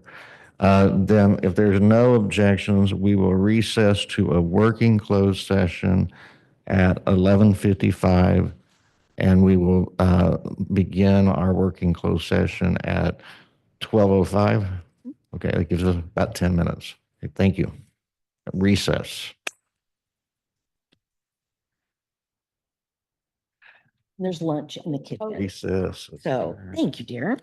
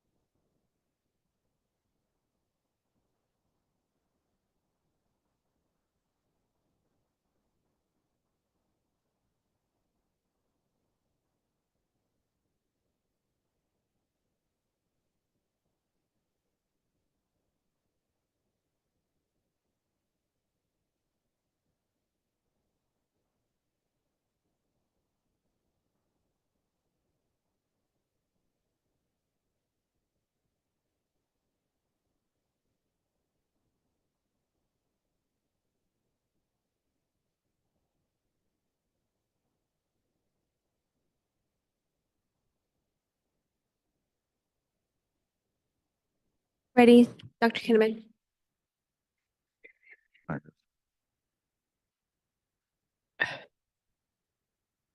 Okay, we will reconvene our meeting at 12:38.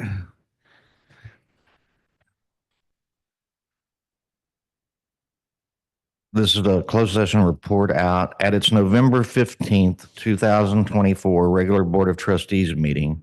The board met in closed session and voted 5-0 to approve a global settlement of all claims in the matter of Meth versus Desert Community College District, Riverside Superior Court Case Number CVPS 2301577, with a total payment from the district of $142,500.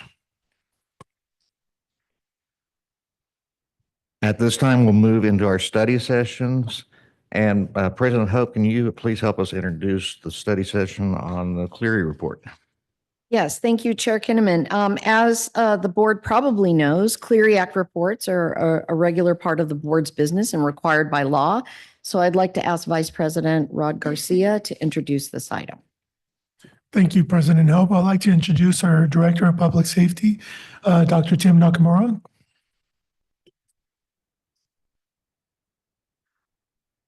Good afternoon, Mr. Chair, members of the board, executive cabinet. It's that time of year again. Once a year, we do the Clery report. And just as a reminder, with the Clery report, we're always 1 year behind. So everything that I'm going to be talking about today will be from 2023. So these are the 2023 stats for the district. Do I have it?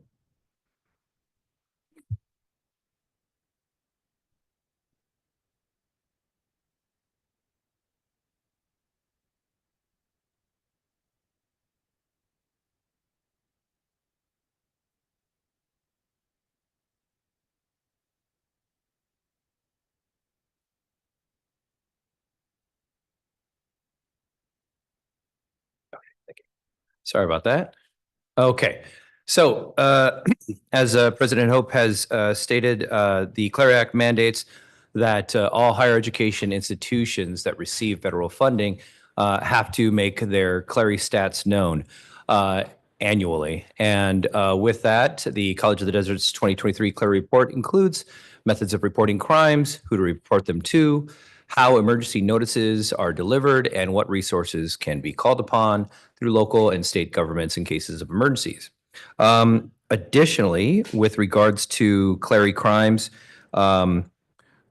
we have also added in 1997 the VAWA Violence Against Women Act that was added to the Clery Act. So any kind of VAWA Violence Against Women crimes will be reported as well in this particular report.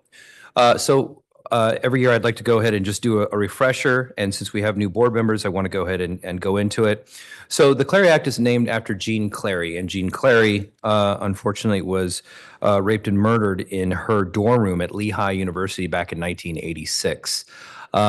Essentially, what had happened was somebody was able to make it into the women's dormitory. They were able to sneak through. They found her sleeping in her room and then unfortunately attacked her and killed her in her dorm room. When her parents found out about the heinous crime, they came to the college and they said, you know, they wanted to get more information. And at the time, the college said, well, you know, we had other crimes similar to what had happened with sexual assaults on campus, but we aren't mandated to tell you anything, so that's why we didn't say anything. They argued and said, had we known about this as parents, had we known about this as the public, we could have at least told our daughter to be more mindful and careful about where she would be on campus and how to do things.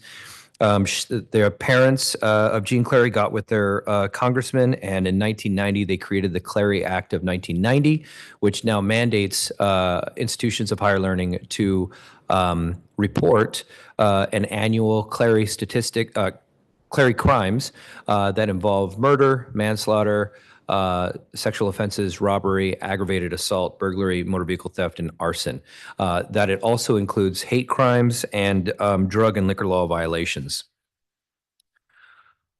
For the Palm Desert campus, we have a couple of reports here, but before I go into the stats, I just want to explain a couple of things. When you have a crime on campus, it's on campus. It's at the Palm Desert campus or at the Indio campus itself when it occurs. When you're talking about crimes that occur on public property, when you talk about that, you're talking about sidewalks, you're talking about fields adjacent to the campus or a street or a parking lot adjacent to the campus. So that's a public area or public property. And then when you talk about non-campus, that's basically, it could be a building or a classroom that is owned by the district off campus at times. So that's what we're talking about here. So when we talk about the Palm Desert crime stats for 2023, we had one case of aggravated assault on campus. It was a fight between two students, and unfortunately, a tablet was used as a weapon to hit the other individual over the head. For the other, we have two counts of sexual offense for fondling. One happened on campus after hours, and another one happened on public property after hours. We had 4 thefts on campus. And again, a theft can be anything from personal property like books, textbooks, backpacks, a phone, what have you. So we had 4 instances of that in 2023 that was reported to us. And we also had 4 issues of vandalism or destruction of property. And that could be tagging in the bathroom, using markers or spray paint or some kind of issue in a hallway or what have you, or just breaking a window. That still counts as an item of vandalism or destruction of property. And that's all we had for Palm Desert. For the Indio campus in 2023, we had 2 acts of theft on campus. For the West Valley Palm Springs campus, we had 1 robbery, but that was again on public property. So that was on, again, outside of the campus, adjacent and so forth, but it was outside of that area that shares the adjacent area for public property, as well as an aggravated assault that occurred on public property again. And that was in the area of the Palm Springs campus. In the Mecca campus, we had no Clery crimes reported. And in 2023, in Desert Hot Springs at the Wensloff campus, we had 1 report of a robbery, again, that occurred on public property, not on campus, 1 report of an aggravated assault on public property, and 1 theft a non-campus property. For PACE, we still have a classroom, or on 2023, we had classrooms in PACE at the mall. And fortunately, there was no Clery crimes reported in that area. And the newest one was KCOD, and KCOD is just across the street. And we are reporting that there are no Clery crimes for KCOD as well in that area. So the current Clery data from 2023 shows that COD Public Safety Department's visibility and interaction with the campus community, we feel, is a large key to the district's continuing low crime percentage. We try to ensure that our officers are always visible. We try to make sure that they are always helpful, whether it's helping an injured student go from one classroom on one side of the campus to the other side, whether it's the Indio campus being visible and patrolling the parking lots and assisting students from the parking lot to the classroom.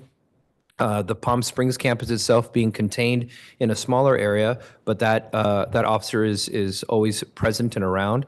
We do what we can to show a high visibility, and we feel that has assisted us with keeping a low crime rate, at least for the district. And that was for the Clery report for 2023. I'm available for any questions if anyone has anything. If not, no questions, but just want to say thank you, Dr. Nakamura, to yourself and your team, as well as campus police for taking care of us and keeping us protected. Yes, sir. Yeah, and absolutely. I want to repeat that as fairly new to the campus. I am very pleased with the interactions I've had with your team. Not only they've been very polite, but they've been very helpful. In other words, kind of asking, what can I help you with today? But they notice things and they say, well, let me help you with this. Can I help you with that? And to me, that was a little above and beyond just being polite and nice. We appreciate that, sir. I think in the past years, I want to say it's been like 10 years ago, I think, or 11 years ago, Dr. Kinman's aware, we switched over from a kind of a warrior mindset to a guardian mindset. And we switched the duties to be a lot more customer service, customer oriented. And so we've reflected that by helping out as best as we can. So I appreciate you and the kind words you gave for my department. Thank you very much, sir. And thank you.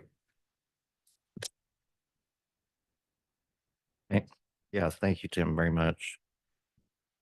Item 2302, Palm Springs Development Project Quarterly Update. President Hope? Yes, as the board will recall, there was a request to have quarterly updates on the Palm Springs Development Project and its evolution. We do have construction trailers on site and going to start to see more big visible equipment. And Rob Rauscher is here to provide that update. Vice President Garcia, do you have any beginning remarks here? No, I just want to commend Robert and Moss and the entire bond team for all their hard work. And this is a lot of information that we have to put together on a quarterly basis. It's, as you've seen with all the notice of award and the massive amounts of invoices and that goes through not only my desk, but also Moss's desk. So I just want to thank Moss and the entire district team. Thank you, sir. Well, good afternoon, Mr. Chair, trustees, new and veteran, we'll put it that way. And of course, the executive team, President Hope, it's very good to be with you here at the end of the year. And as I think we all know, this project is off and running. We are going to talk today about the status of the project, its schedule, and its budget. And I'm going to go into a little bit of detail on the schedule portion in particular so that we can talk about some of the nuances that are specific to this project that may be a little different from others. You'll find that I normally will organize my thoughts in terms of the scope, schedule, and budget of a project, since that's fundamental project management. In this case, we're talking about the status, though, because in my last presentation, I think we spoke pretty extensively about the scope of the work and its design.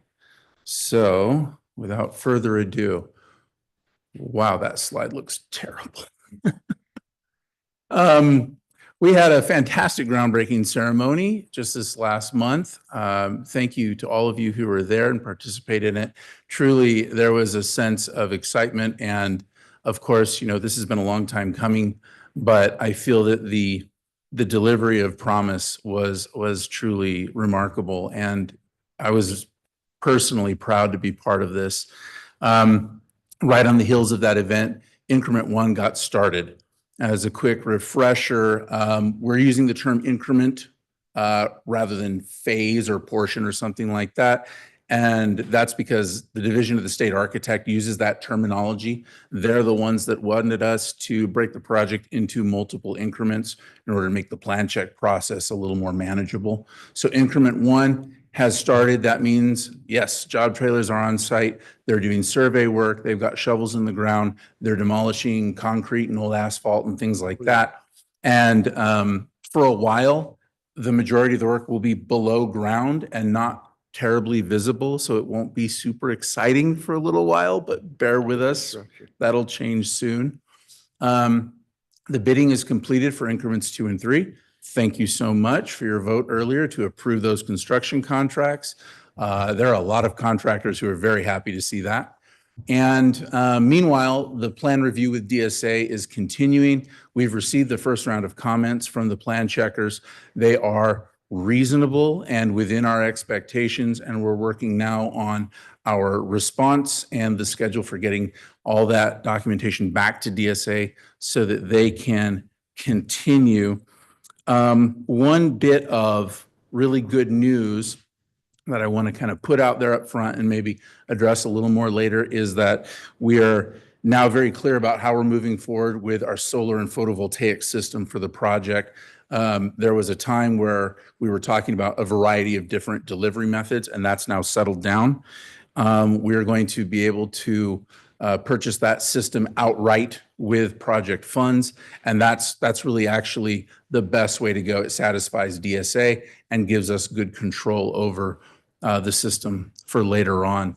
So talking about the overall schedule, we have begun with Increment 1 in December. here, and we anticipate that it will be largely complete by April.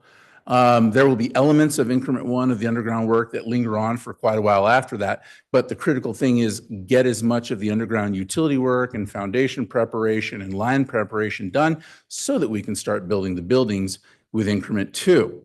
Our hope is that the DSA comments will be completed in April, as I mentioned before, and we'll be able to start increment two in April, and that'll run through August functionally of 2027. There's a term that you'll hear me use now and then, substantial completion, and that is targeted, generally speaking, for March of 2027. That term means we've reached that point in the construction where the building is sufficiently complete and safe for non-construction personnel to start to enter the building and get various systems like IT in place, ready to be used. And there's a certain amount of preparation and shakedown work that has to happen as we near the end of the project. So I'll be talking about that a little bit more in the future, of course, but the thing to kind of lock into your minds is that once all of that effort is complete, we're looking at really starting in earnest in the fall of 2027, though there may be other activities that happen prior to that. Talking a little bit more about schedule, in case you haven't had enough yet. There are multiple buildings on this project, and even though all of the buildings are part of increment two, functionally, when you build a standalone building, it has to be built kind of on its own terms.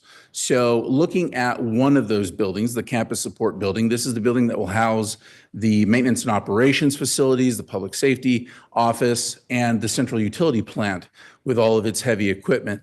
That building needs to be the first one out of the ground and the first one completed because its equipment serves the rest of the campus.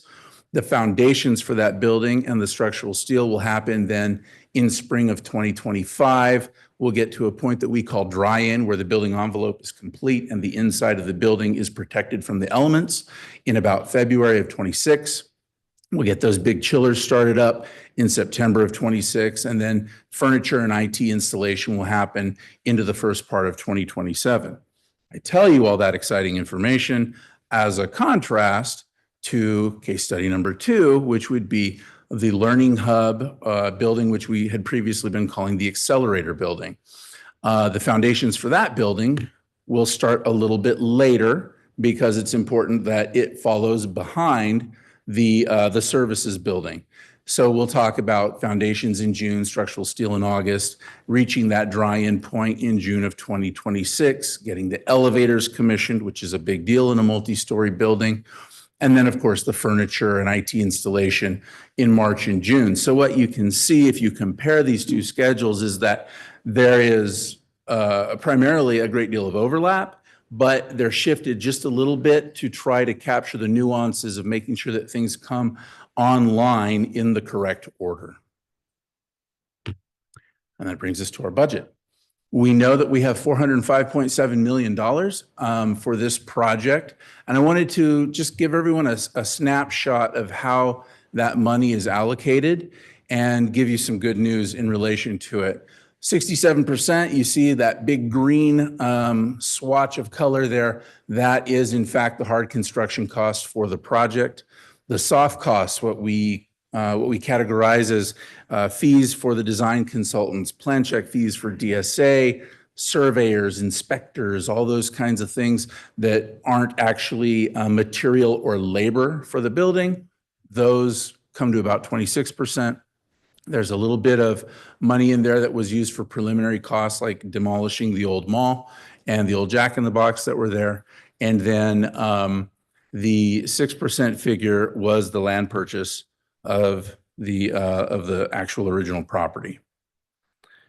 So here's that good news I wanted to talk about. In increment 1, we had 3 bid packages that went out to the street, and we came back approximately 43% under budget. I can't stop reporting that. It's just incredibly good news.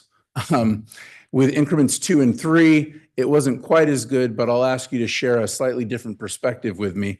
Even though those bids in total came in approximately 2% over budget or $5 million, That, first of all, gives you a sense of scale that $5 million is only 2% of this project. But the balance between increments 1 and 2 and 3 meant that we came in basically right on target, which is unheard of over the last 2 decades in the construction industry. And I frankly, I want to attribute a lot of that to the hard work that CW Driver did, putting the bid packages together and managing this process. They've done a fantastic job, and we're very grateful. You should know that baked into those bid packages is $18 million in allowances. Those are funds that are functionally set up as contingencies so that when unforeseen conditions arise in the field, things that need to be corrected because someone made a mistake, that money is on hand and ready to be applied.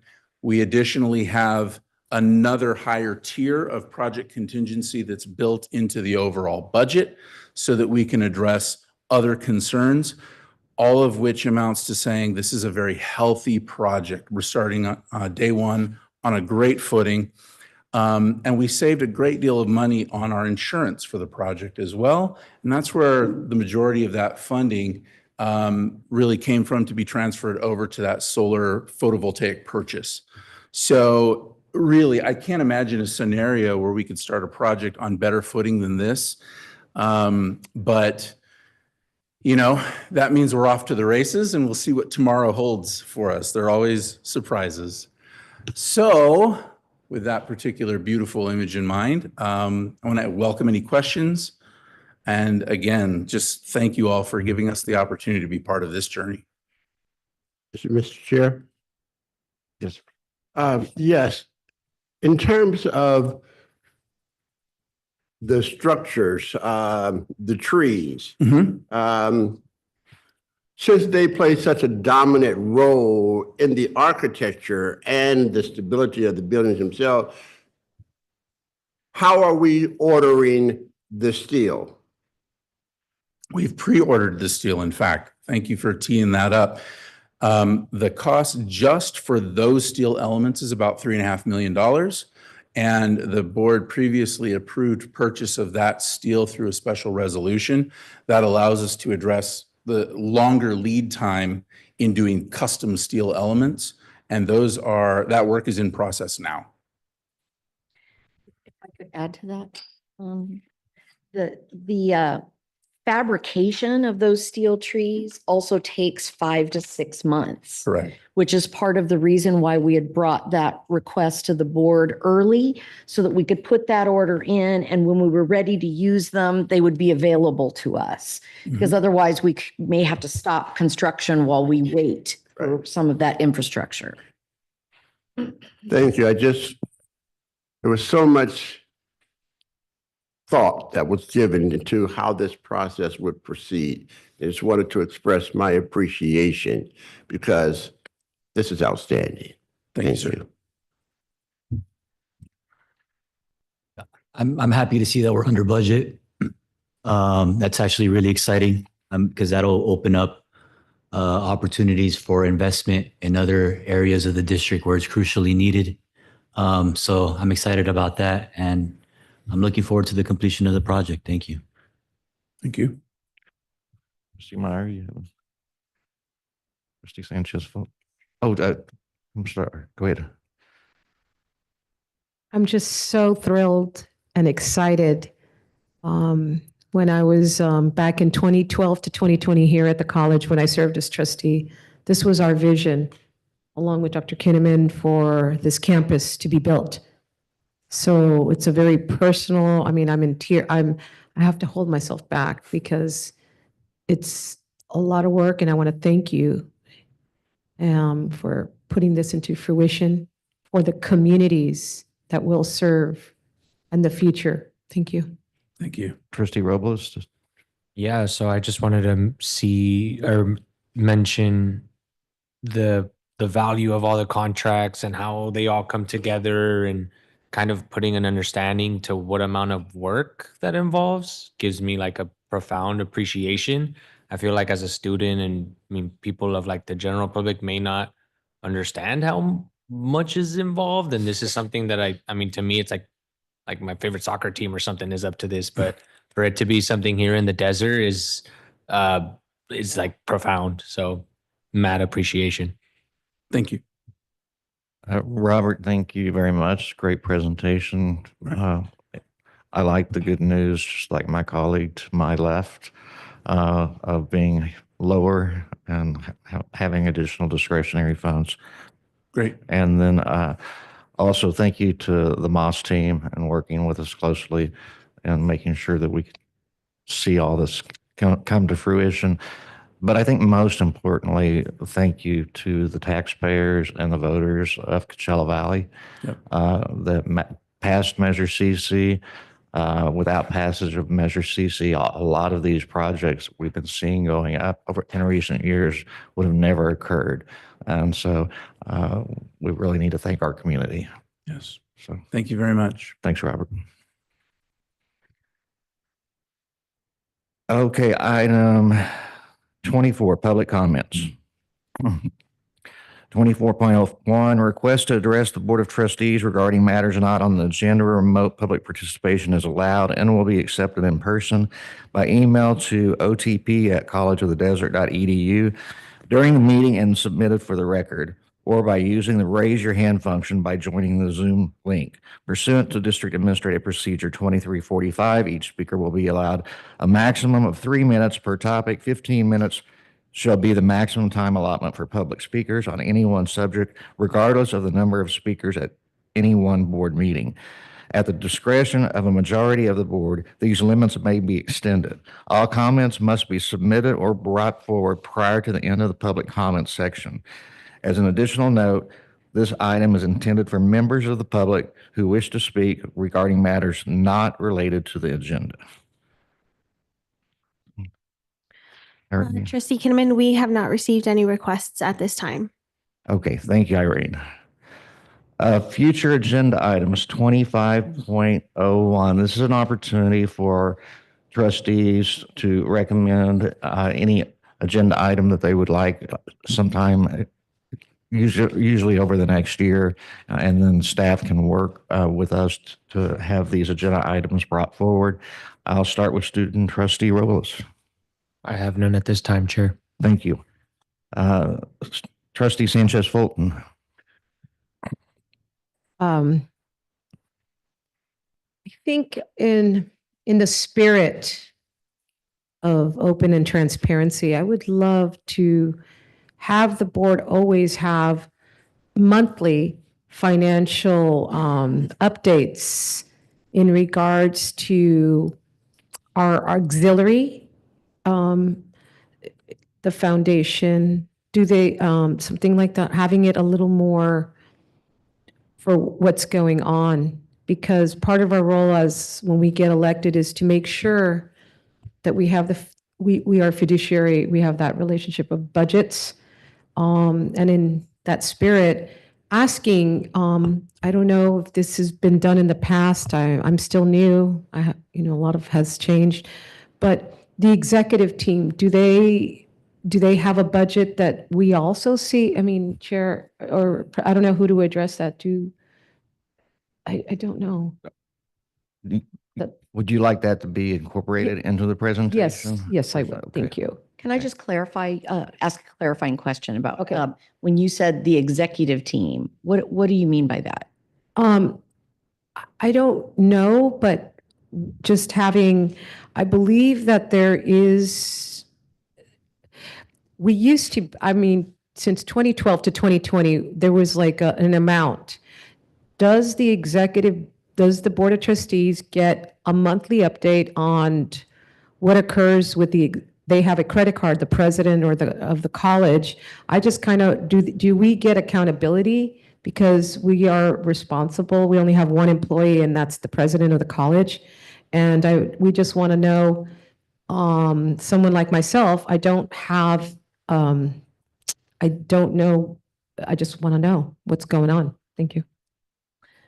Vice President Garcia, do you want to speak to what the fiscal office could provide?